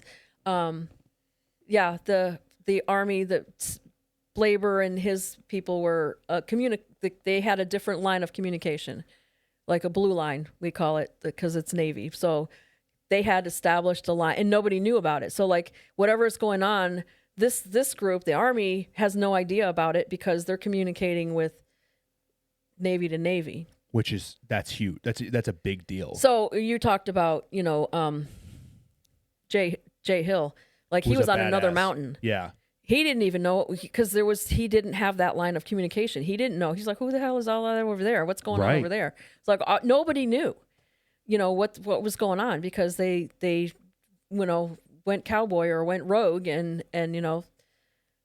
cut people out of the communications that should not have been. And when that happens, you get the result that happened on Tiger Gar. Right. And lives are lost and shouldn't have been lost because of those communications that happened and the decisions that were made. Yeah.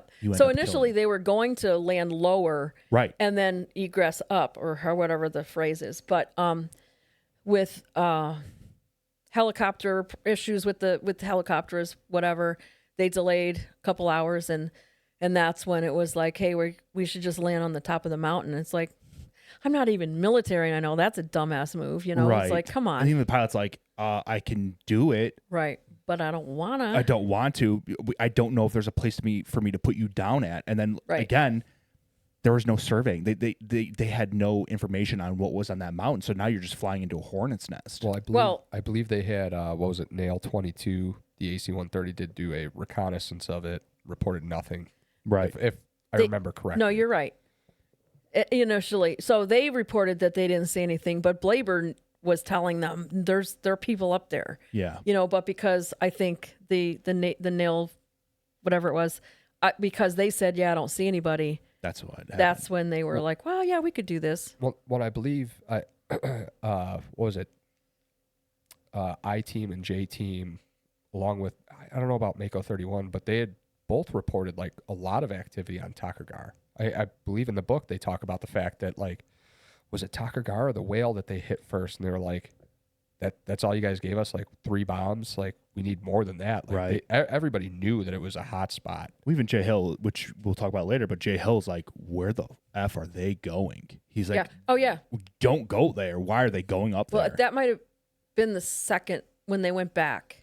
Oh, was it the that second? might have been because I know that like the AC-130 had signaled them where they should land the second time, and they blew right through it. And so let's dive into it. So they were given the mission. They were delayed because I think it was an engine issue. The engine just started running off, and they're like, "Hey, we're scrapping this helicopter." So the SEAL team commander or SEAL team sergeant or the team leader called Slavinsky.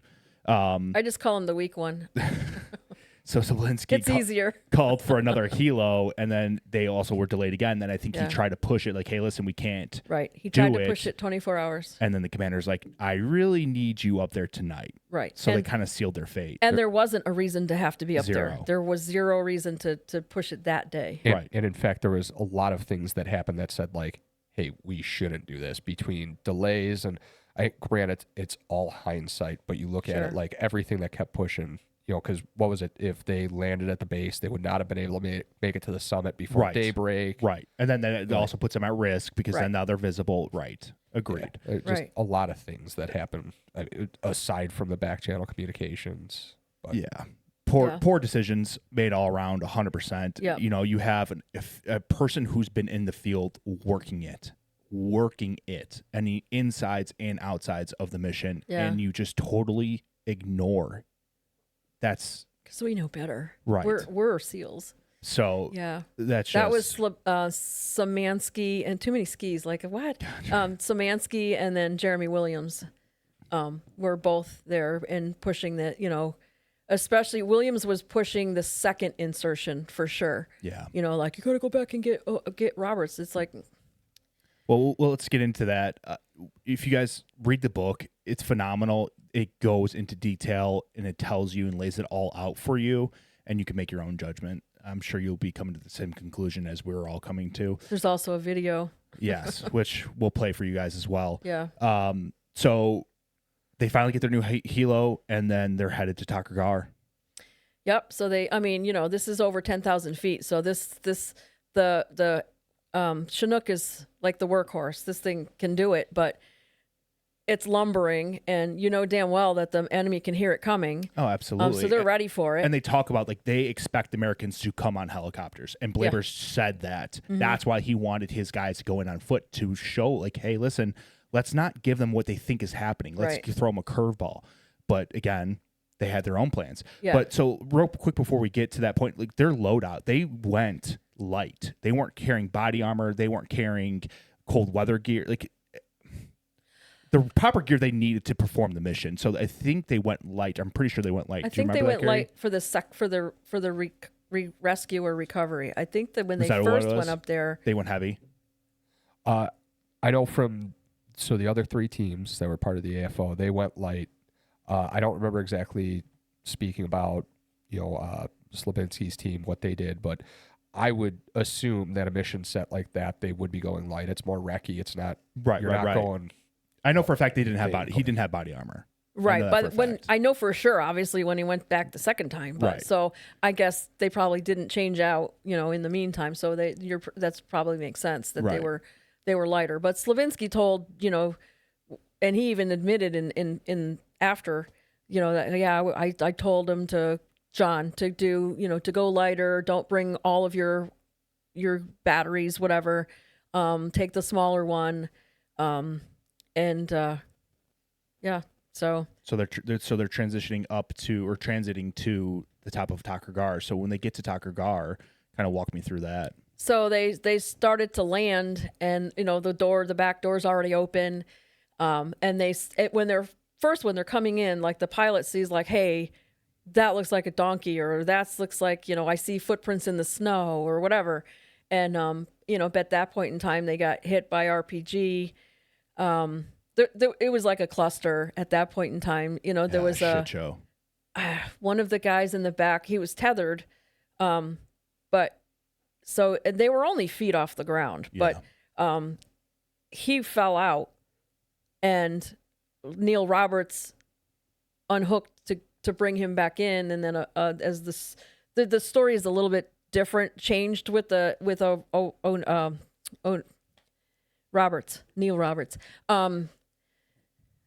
So I from what I understand now, he did a lot of some pretty heroic stuff once he was left, that the SEALs have also decided not to share, which I don't know why you wouldn't, celebrate your own man. Right. But so in trying to help this guy get back in, the guy reached for him to pull himself in and ended up pulling Neil out, and Neil was untethered, so he was left behind. So the pilot doesn't know this stuff is happening because I don't know if some of the communication, something happened, and so he heard go, and so he thought we need to leave. I think they were saying no, I don't know, but Right. So anyway, Neil was left behind. Initially the pilot didn't know, and the helicopter had been hit so badly that it really should have crashed. It was almost crippled. Yeah. Yeah, so he did, pulled stuff out of his butt and was able to crash land it. That was when the crew chief when he was dumping cans of oil, and the pilot hydraulic talks about fluid. he was literally using all of his might to keep that bird in the air, Mm-hmm. and he would lose stick control because the oil was rushing out because there was a hole in the system, Yeah. right? And every time this guy would dump oil, and he would gain Yes. stick back, and he was able to navigate that helicopter and crash it to where he was able to save everyone on board. That guy phenomenal pilot. Right. Phenomenal pilot. Yeah. And I think they only had like 3 or 4 cans, and each can of hydraulic fluid only lasted like, I think he said like 90 seconds. Yeah. So, and in the crew chief is, pumping by hand. Yeah. And, in the helicopter that's probably doing all this kind of stuff. So they're freaking amazing as far as I can. Phenomenal. Yeah. Those pilots are no joke. So they crash land, and then they all offload. They collect themselves. John immediately set up like perimeter, like started calling in like, hey, we need to somebody coming in here to protect us in case we're getting ambushed or whatever. So he's coordinating that, and Slavinsky's they called in for another helicopter. He wanted to take that helicopter right back up, and that pilot said, we're not doing that. Like there was something with the helicopter itself, but he also, I think it was fuel. I think they had like a certain amount of fuel left. Yeah. Yeah, the pilot knew he only had enough fuel to get up there. Right. They were not getting back. Yeah. Yeah. So they couldn't do it. And initially they were going to leave John to stay there with the pilot to protect him. Yeah. And John was like, I'm going with you. You're my team. I'm not. So, so it kind of all worked out that, hey, they couldn't go up there anyway. Right. So there wasn't like a fight about it. Right. And then we talked about that earlier, that John took that position seriously. Yeah. He's like, no, I'm a part of this team. Mm-hmm. I am going. And he was firm on it. Firm. Yep. There was no ifs, ands, or buts about it. John was going. Right. And that, just like he said to his sister, like, I will do everything to keep my team alive. Well, and here's to back up a little bit before they actually deployed. So John spent a couple months with them in Damnick and training with them. He didn't have to go even then. He didn't have to go to deploy with them. Right. But he said, they train with me. They're used to me. I'm going. Like, I have to go. It's like there were 2 or 3 times where he could have just said, I'm out. And he said, hell no, I'm going, So right. That was one. And then another, he's protected them at that point in time. Then they had to go back to, I always get confused between Bagram and Gardez. They went back to Gardez. Okay. So yeah, that's right. Cause they weren't, yeah. So they went back to Gardez. They wait for another helicopter. There was a QRF helicopter that I don't know. Somehow they got another one to go up there and look for Neil. Yeah. And I mean, I guess I don't know if they thought that it was a rescue still by that time, because it was like a couple hours. I think they treated passed. Right. I think they had a feeling he was no longer living, but they treated it as he was living. Right. And that's just. I mean, I guess until you know for sure, you have to assume that it's a rescue. 100%. Right. Which is the right outlook to have. Right. But they went right back to the exact same spot. Like what. What's that old saying, right, about trying something and expecting a different outcome? I believe it's insanity. Yeah. So doing the same thing and getting the same outcome, right, and expecting a new, yeah, right, exactly. And so they went back up and started taking fire immediately. And normally this guy goes out first, this guy's next, this guy, and usually the controller is last out. Right. And I remember Slavinsky said to John, when you touch the ground, the only thing I want you to do is start to call in air support right off the rip. That was their plan. Exactly. Not with what they were going into. It was too hot. Right. And he had to, maybe get to a better spot. So this is ad hoc. There's no plan. As soon as the door opens or as soon as they land, Slavinsky stepped out and not realizing how deep the snow was. So he post-holed and fell on his face. Right. And John just stepped right over him, and what they're supposed to do, attack the attacker. He jumped right into action. Well, let's play that video. So John jumps out, and just like you said, instantly starts engaging the enemy. Yep. Honestly, kind of possessed in a way. When you watch the video, there was no hesitation. There was nothing. It was, boom, straight beelining to that first bunker. For a guy who hadn't continued with combat control up to that point, like it was only a couple months that he had to gear up, and he probably still wasn't at top form. Right. So you're in thigh deep snow. You're at over 10,000 foot. I think it's 10,640 feet or something like that. Breathing through a straw. And since talking with Rob Harrison, that's a whole other thing, but he was in the AC-130, gunship, watching the whole thing and recording. But he was also part of the team that was selected to prove John's Medal of Honor. So he in being on that team, they were able to they mapped out that mountain to the smallest measurement, where like he says if you dropped a pin and said this guy was kneeling and you could do 360 and see what this person saw.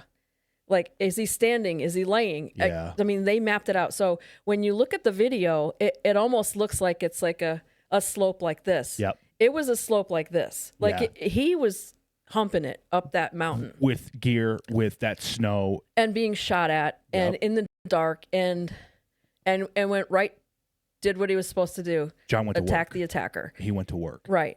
And so he took out the two enemy fighters in the first bunker. And when you say bunker, like I think of like the bunkers of World War II. Right. And, you know, it was like a dugout thing, you know, there, Shallow. yeah. Just rudimentary basically. But, so he took them out. At no point did Slavinsky catch up to him until, so I know that when they have, I don't forget what they call it. I don't know if it's tip of the spear or something, where one person goes and then the other guys fan out behind them so that, you know, the lead guy can see, okay, this guy's over here. I can see Right. muzzle flashes or whatever. Even if it's just two of you, you offset. And Slavinsky didn't do that. If you watch the video, he follows where John, you know, the easy path, Right. or John's the tracks. easiest path. It follows John's path, and John's the one who took out the two in there. He catches up to them, and then he puts in like two, whatever, I don't know how many, confirming, like to make sure the guys are dead. Follow-up shots, yeah, for sure. You know, so that is how he claims that he and John took the first bunker, bunker one. which is lies, because Right. John did it. You know, he just came afterwards, and then they went to the second bunker that was firing on them, and it was at that point once. I don't know if John, because no, the first bunker is the one that John went into one side and came out the other side. Yeah, because there's like a not a bonsai tree. Do they say bonsai tree? There's like a tree right next to Yeah. it. Bonsai. Yeah. Yeah, they call it the bonsai. But so once they start engaging the second one, that's when John gets hit. And apparently, according to Slavinsky, he was like, "Where'd that come from? Like something was unexpected." And the story goes that's when he went down. Mhm. And He's I think even the incapacitated. video shows that he went down. Yeah, it was incapacitated for sure. I think, and those guys were getting. I mean, it was a hellfire. It was. They were for all three sides. There was the whale. There was they had a dish like right. I don't know if they were on the whale or right near it. So they had all kinds of stuff being fired at them. Yeah, So they were getting chewed up. they were. And I take nothing away from any of them. Right. You know, at this point in time.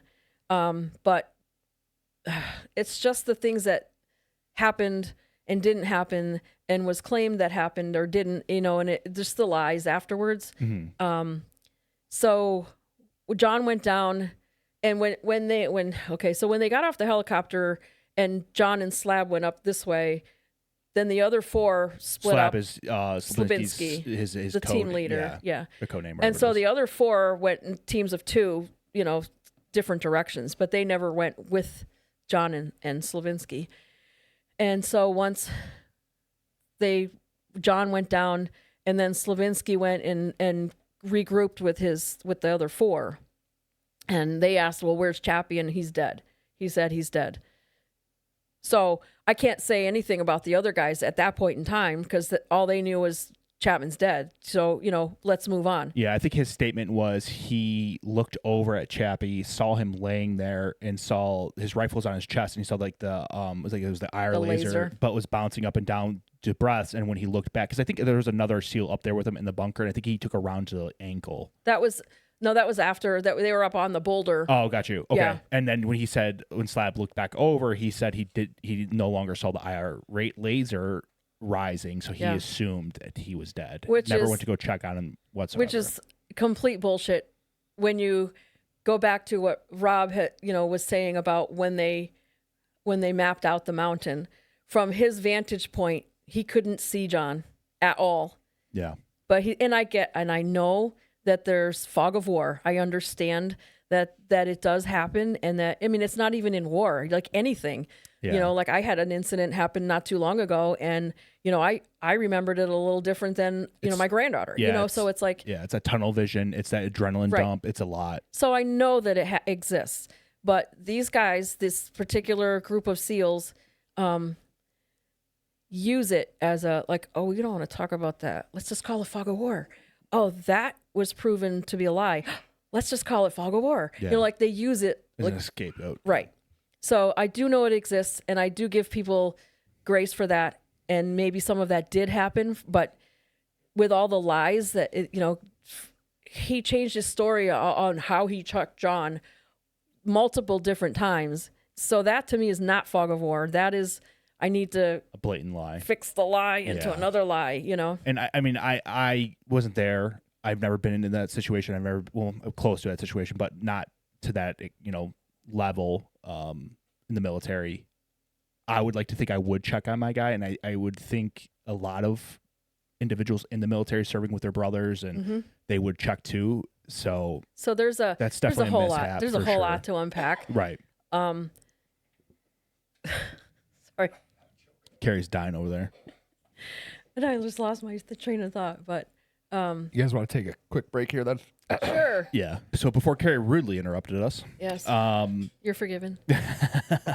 so you remember you were going to say, so we talked about, we were in that position, we didn't know what was actually going on, but, from what was depicted afterwards, but what were you going to say before we took a break?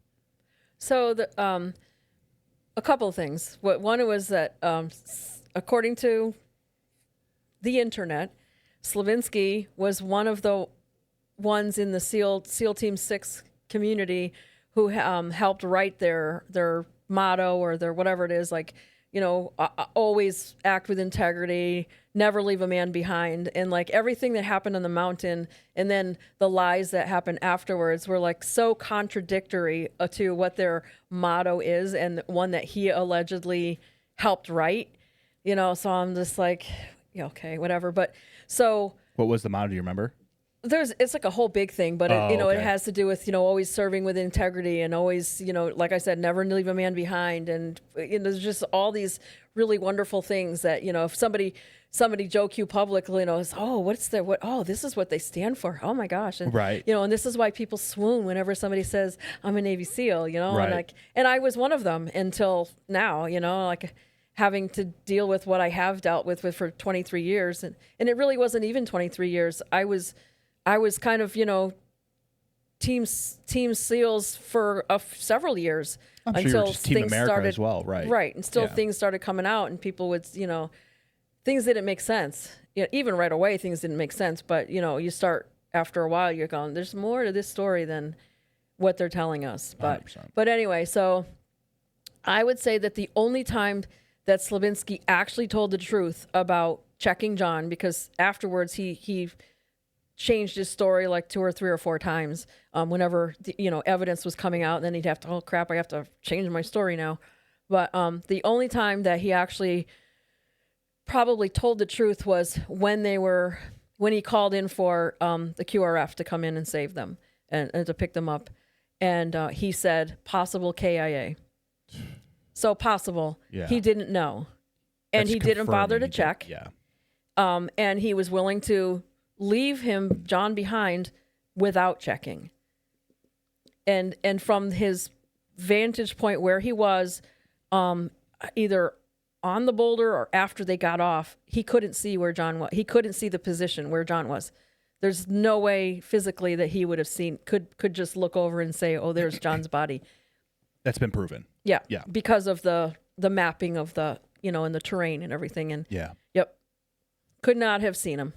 So he didn't see him, didn't know, admittedly in that moment said possible KIA. So that was probably the only time that he told the truth about it. Wow. Yeah. Turn tail and run.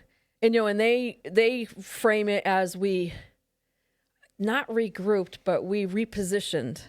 They didn't reposition. Fancy word for retreat. They in a sense, retreated yeah. down the mountain. And granted, one guy had like his feet shot off or whatever. You know, he was messed up. He was messed up, and he had other people who had gotten injured. So I get that part of it, but you still chose to leave someone behind without checking, without even bothering to say, hey, hey, you who's not really that injured or not injured at all, let's go over here and see if we can at least see him. Right, and that's disheartening. And I get it. Again, like I've never been shot at. I've never been on a mountain. Like I understand that everything was happening all at once, but there's still that, like, I know for a fact, without a doubt, that John's first thought would have been that one guy. Like, the whole time. I need to find out. I'm not leaving him behind. Yeah. And so they left him behind, and then they shit all over him after that. Yeah. So, and we talked off camera about this, and I said that it's a tough situation to be in. Mm-hmm. It really is. Right. And to be in that situation of there's gunfire everywhere, you don't know what's going on because it's chaos. It's pure chaos. Your guys are getting dropped left and right, and in a sense, like as a team leader, you have to get your guys off the mountain and get yourself out of that position. But that doesn't excuse the fact that you lied about it. I mean, and you talked about like the family, do it for the family. And that's right. Why wouldn't you just own up to your mistakes and actually tell what happened? I don't get that aspect all of it. any family wants is the truth. Right. And if you would have explained it of this is what happened, XYZ, we were getting smoked, we were in heavy gunfire, I couldn't see where he was. My guys were, we're losing guys. That's easier to swallow than the whole display they put on afterwards. But wait, there's more. Oh, I'm sure. So so they tactically regroup and then they start to descend down the mountain. Right. But they didn't go too far because he's on recording where he admits that now he can hear gunfire going on above them. So they're close enough to hear the gunfire. Now, well, they talk about all the time too. They notice the difference between like ARs or M4s and AKs and dish guns. They know the difference in sounds. And so they hear, an American weapon, and their response, so he admits, we heard this, and we thought that, so they changed that story too. So we thought it was red on red. We thought that they didn't know that they were shooting at each other, except at this point in time, it's morning. Yeah. The sun has come up, and it's not like bright, but there's enough. If you're like 10 yards away from the guys that you've been on that mountain for months or years, you know that you're not going to be shooting at them. Yeah, and that's what Dan Schilling talks about in the book. He does say that. He's like, you're telling me that these guys have been embedded with each other for how long, and they're going to shoot at each other? That's not going to happen. Yeah, and then they changed. Well, we thought it was celebratory. They were celebrating. For an hour? Yeah. Like this went on. John was left there for an hour and 20 minutes. Yeah. Or hour and 10 minutes. No, I think it was an hour and 20. He was by himself. So they could hear this because they didn't go down. They were still, or maybe they had started to go down the mountain. But, and then they'll now to hear the story is they fought for another 14 hours. No, they didn't. Yeah. They didn't. This is just one lie after another. But so then we thought it was celebration, that they were just celebrating. Like you freaking knew that there was an American up there with an American weapon. And what did you do? You called in airstrikes right there where he was. Yeah. John was not only getting shot at hand-to-hand combat. He killed 2 people, as far as I know, hand-to-hand. Before we get there, I want to talk about John actually comes to. Right. And I skipped that part. No, you're fine. No, that's fine. I want to make sure that they know his actions, because John's actions, I mean, if you ask me, that dude won more than just one Medal of Honor. And there's 2 points they talk about he should have gotten 2. I mean, he was a fucking monster, a badass. So the first one would have been he saved the SEAL team. Yes, and the second one would be the QRF. Right. So he pops back up. I mean, honestly, like he charged that bunker. That alone is that would be like 3. Right. Exactly. I mean, there's multiple. He could have won. So John wakes back up and he's looking around, doesn't see anyone, and he's like, "I just been abandoned." Can you imagine? Oh, what goes through your mind? Searing. You're in searing pain. Yeah. I know that feeling. So you know. It's not fun. And directly starts engaging the enemy again, not knowing he's actually saving his buddies that are, exfilling down the mountain. So he's covering the retreat. He's basically giving them time to. And he's covering the retreat because he took the attention off of them that they were being shot at, because they were being shot at going down the mountain. He takes the attention from them back onto him. But not knowing, like he didn't know. He probably went, he would have done the same where the thing. hell is my team? If I guarantee if he saw it, I agree. he would have been doing the same thing. He would have just re-engaged the enemy and done what John would have done at any point in time in his life, is protect his team at all costs. Exactly. And, and he didn't know where they were. So, I mean, he didn't know if they were all dead. He didn't know. But you're right. If he knew for sure, like 100%. He would be like, you guys go, I got this from here, know? I don't know, John, but you've told me from the book, that's exactly what he would have done. So John re-engages the enemy. The SEALs are going down the mountain. Yeah. And this guy just doesn't stop. There's no quit. And then, just like you said, and so he's now getting they're shot. He's getting stabbed. He's getting attacked physically, hand to hand. Right. So they show, you guys already saw the video of what happened, but John goes into hand-to-hand combat. So he's fending off these guys. Then they start to flank him, and he doesn't see it. And he takes out another guy. And then now this guy just jumps into the bunker with him, and now he's going to hand-to-hand combat. And they saw from the autopsy that he has abrasions and cuts to the face. And this guy's a monster. So he was actually part of like a special training. I can't remember the acronym for it. Close quarters combat? No. CQB is more of like a room clearing.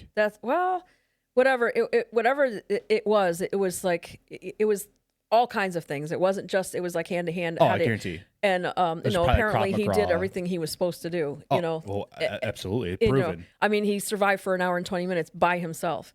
With critical wounds. Somebody else had pointed out in a different podcast, which I never thought about before. He's like, so this one Air Force guy was able to kill and survive for an hour and 20 minutes when you have 5 elite Navy SEALs who had to leave the scene. And I'm like, oh, I never thought of that. I love it. I want people to, whoever's in the military, you guys all give Air Force shit.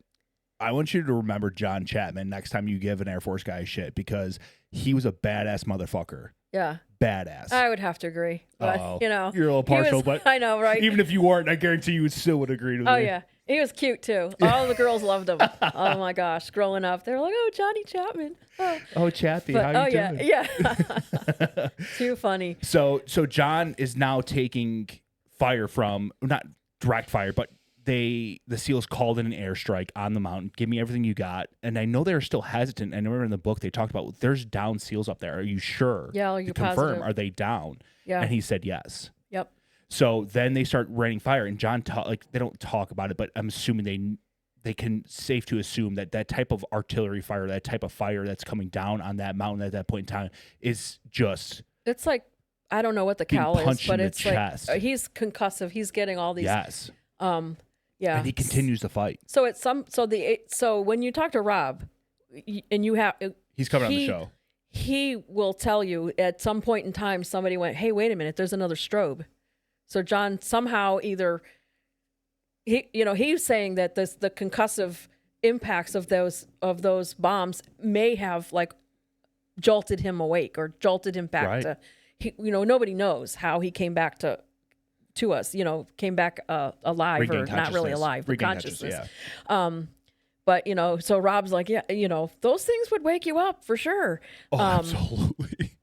But so once he came to, that's when he fought alone for another hour and 20 minutes. Yeah. And then he. Right.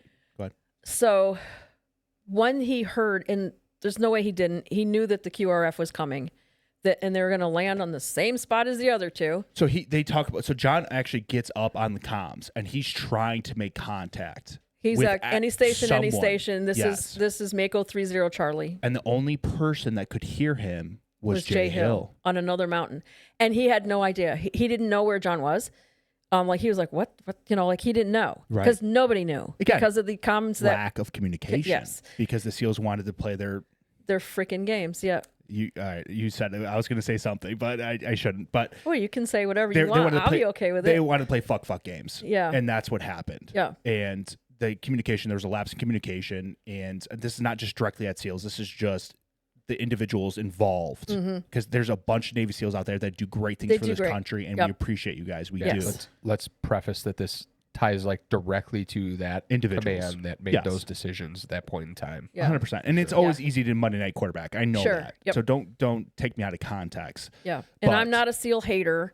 Right. Although after all this and everything that I've been through and the family's been through and over 23 years, like all these, SEAL team movies and SEAL team shows, I'm like, oh my God, give it a rest, Right. So I do have that. But I mean, no one can fault you for that. No. I believe they do say they're the loudest silent professionals. Yes, they do. Yeah. So basically, if you want to know what the next object of whatever a military focus is, just go to the beach and go to the bar, and they're bragging about where they're going next. So yeah, I agree with that. But yeah, so sorry. No, it's my vitriol is coming out. My husband's like, you don't even have to open your mouth. Your whole nonverbals are pretty clear, but the facial expressions give it away. Yeah, not wrong. But the older I get to it, the harder I find to control my facial expressions to things I have dislike for. Yeah, I understand. Yeah. So John gets on the radio. He's trying to make contact. Jay Hill is getting the contact, but he's also trying to reply, but John can't hear him. He either can't hear him, and for some or whatever reason, he just never responds. And John tried about at least a half a dozen times. Yes, it's all documented. Yeah, and Jay always answered, and he never received an answer back. Yeah. For whatever reason, whether it's because he only had that one radio and it was disabled somehow for incoming, I don't know. Yeah, we'll never know. Right, and I know Jay Hill talks about it. Again, there's confusion in my mind. I can't remember exactly if it was them being inserted in the first place or the QRF team, the Rangers, were going up. But I remember Jay talking about in the book, him looking at the mountain like, what are they doing? Why are they going up there? There's it's swarmed with bad guys up there. They shouldn't be going up there. And then he said all he heard was gunfire, and then the helicopter crashed. Yeah. So and that was probably the QRF. Yes. But so John's fighting. It's towards the end of the hour and 20 minutes. Literally probably 45 seconds after he's killed is when it. Right. Like he probably saw the helicopter. So they talk about in the book, John actually hears the helicopter. I'm assuming he heard, because there's no way you're not going to hear that massive machine coming up. And he takes himself out of protective cover to re-engage the enemy, because he knows that these guys need a safe LZ. They need a chance. Exactly. Yeah. So he puts himself out there again. He also knew that, so they wanted to set up like an RPG. Where he was with the best location to fire an RPG at this. So he was protecting that. He knew the Dishka was over there, on the whale or near it. And, he basically was laying down, suppressive fire. Yes. And to at least give them a chance. And that's exactly what he did. He literally put his body out in the open to give those guys a fighting chance. And again, and I know I say this multiple times in this episode, but it speaks fucking volumes about what kind of man he was. And literally a man of his word. I will do everything in my power to keep my guys alive. And at that point in time, those guys on the QRF was his team. Yes. I will do everything in my power to protect my team. Well, at that point in time, they were his team. I'm getting chilled. Yeah. Those are his brothers. Yep. He didn't know them. He knew one of them, and that was it. He didn't know any of the other ones, and it didn't matter. Yeah. So he showed bravery that Slavinsky never. I don't think he has it in him. He likes to say I did this and I was a Boy Scout and I made whatever, the Eagle Scout and blah blah blah. Good for you. I don't know. It reminded me of that. So several years ago, and I don't remember how many years. There was this little 6-year-old boy. I think he was 6. He was little. In Wyoming, who saved his little sister from a dog attack. The dog. Recently. It was like, I don't know, 5, 6, 7 years ago. It was a while ago. About. Yep. Little, oh my gosh, what's his name? He gets mauled. Bridger Walker is his name. This little, and the dog was going after, I can't remember what kind of dog, but it was a big dog. The dog was going after his sister, and he stepped in the way and got his face all chewed up. He had more honor, courage yeah. than Slavinsky ever could imagine having, or even would pretend to have. That little boy, just and he was quoted. What did he say? He told his parents, "If somebody was going to die, then it should be me." I did. It ripped my heart out of my chest. I mean, I don't know why it made me think of that little kid had more courage than this grown-ass freaking adult who's supposed to be some badass Navy SEAL. Slavinsky has no courage. That's the mentality John had. Exactly. And Slavinsky wouldn't have done that. Yeah. I can guarantee you if things were reversed and he was, first of all, John wouldn't have left him behind, but if he was in that bunker, he would have stayed in that bunker. Yeah. And said, "Oh, maybe they'll save me."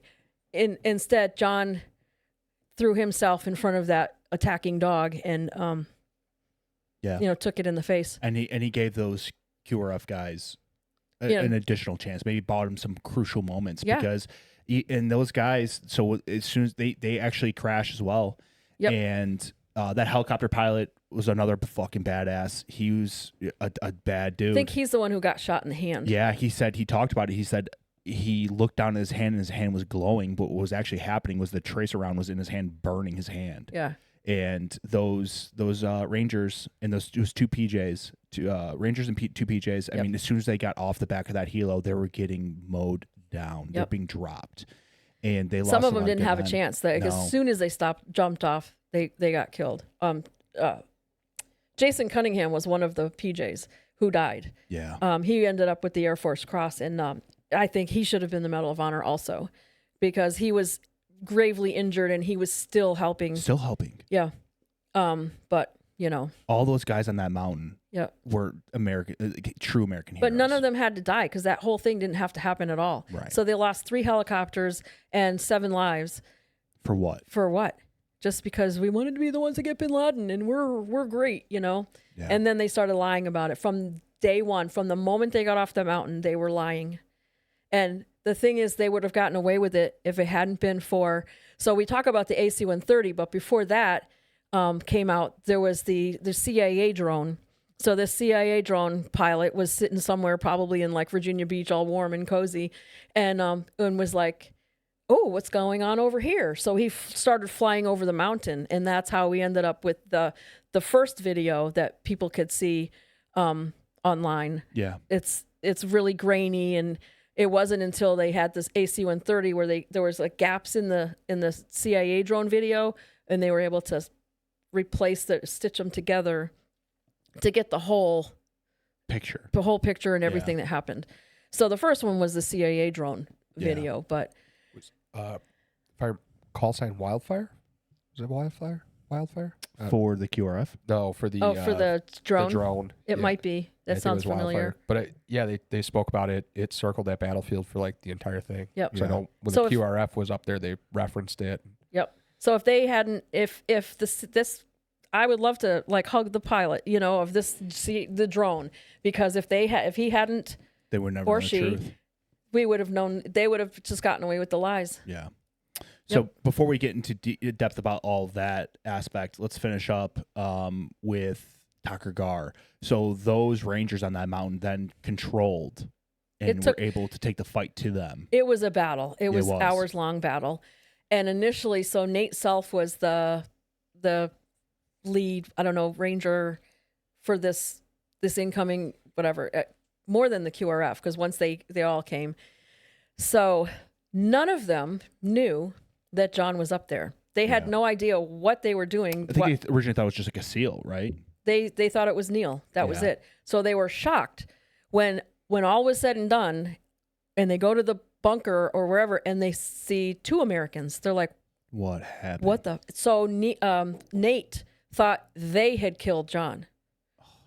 Wow. And obviously that's not what happened. Right. But initially he thought they were the ones who killed John. Oh, and I bet that was that's your worst nightmare. Yeah. And I want to preface that these guys fought tooth hard and nail because they were taking casualties. They were trying to call in medevacs. It was, I really want to tell you guys, it was so hot that they couldn't get their own wounded off the mountain. And that's why we lost so many guys, because if we're able to get these medevacs in, they probably could have saved that PJ. They could Jason have didn't saved. have to die. Exactly. Like he was bleeding out, and they were asking for it, and they were saying, "No, we need to have It's too some hot. kind of confirmation." And they're like, "I'm giving you confirmation," Yeah. and they still were like, "No, we can't do it." Yeah, it was so hot that we couldn't even bring in medevacs. Yeah. I mean, the fighting was so intense. Mm-hmm. So intense. And then once, so they had no idea that John was because Slavinsky didn't tell them, so they assumed when he said possible KIA, they assumed that they were talking about Roberts. Right. Because he never said, I don't have my whole team. Right. It could be Chappie or whatever. He never said it. Yeah. So Nate was really shocked to find 2 Americans. They're also, which things that I didn't know initially, like when they find the bodies, they have to like be careful because sometimes the enemy will plant booby trap it. booby trap them and stuff. So they had to like lasso the feet Yeah. and pull them out or whatever. And I talked to someone who was there and was told that when the bodies were brought, John was frozen in the prone position, like he fought to the very end, Yeah. because when the helicopter was cresting, he just laid down he was running out of ammo. He had almost no ammo left. He had nothing. And he had 1 mag, but the mag was shot. It was shot. And it was an opera roll. I mean, the amount of damage that John took is crazy. I know they talk about in the autopsy. They talk about all that stuff. Like he took damage. Oh, sure. And continued to fight. And then there's more. So when the Rangers came on, when what they do apparently is like they gather whatever weapons that are laying around, and they had a cache of weapons in case they needed more or more ammo or whatever. So John's weapon had ended up being tossed into this cache of weapons, and there was a ranger who his gun was jamming or something, so he grabbed John's because John's had a scope on it, and so he used that throughout the whole thing. And when they were leaving, when he was leaving, he slung the rifle over his shoulder or whatever and was going into the helicopter, and that rifle saved his life because it took a bullet. So when they looked at John's weapon afterwards, they were like, oh, it was shot and it was disabled. That's when it was disabled. Wow. So, and John's saving people even after his death, Yes. No, I mean, John's not. No, like, but his rifle is. Yeah. And I mean this from the bottom of my heart. I hope he took out as many motherfuckers with that rifle as he possibly could have. Yeah, me too. Yeah. As he possibly could have. Yep. Do you have anything more on this part of the story before we come to a close on it? No, I guess not. I mean, it haunts me sometimes to know that rescue was 45 seconds away. John may have died anyway from all of his wounds. Yeah. Like Dan has said, he was already bleeding out. Yeah, it's mortal. In the video, he'll say that. So it's very possible that John wouldn't have made it anyway. Yeah. But for me as a sister, like he heard it. He heard possible rescue and he just missed it. Like he made choices. He chose to expose himself. Yeah. But what is it? Even in the last seconds, maybe I shouldn't go there, but I wonder, like, what was he thinking? Like, what are your last thoughts on that? Like I know I'm probably going to die. So his thoughts are probably his actions, right? And it probably was like automatic. Yeah. But again, his thoughts were his actions. He would do anything for his team. And that's exactly what John Chapman did. He did everything he possibly could to save his guys' lives. And that's exactly what he did. Because if he didn't do what he did, you would have more than 7 dead. Oh, they probably all would have been even like if he hadn't done what he did when the SEALs were with him, they would all be dead. Yeah. And I know I say, like, you change one thing of any situation, you change one thing. Whether it's a timing issue or a personnel issue or a weapon issue, you change one thing and the outcome is going to be different. Yeah. So if John hadn't been the CCT there with him, or if John stayed with the pilot in the bottom of the mountain, right, what would have happened? They'd be dead. I mean, obviously, I can't, that's a armchair or whatever, but I just don't. With taking John out of the equation, I don't think they make it. No, I think John Chapman's purpose was what played out. Right. And John probably saved more lives that day than anyone would ever realize. And he's a true American hero. And from the bottom of my heart, thank you. And I know Carrie feels the same way. Thank you to John for what he did for this country. Yeah. Thank you. Absolutely. Yeah. We appreciate you guys tuning in to another episode of Beyond the Dispatch. It really means a lot to us. Please like, subscribe, share. We can't do it without you guys. Thank you to Lori for coming on. There's more to come. So tune in next week. Lori will be deep diving into the after effects of what happened after Tucker Gar.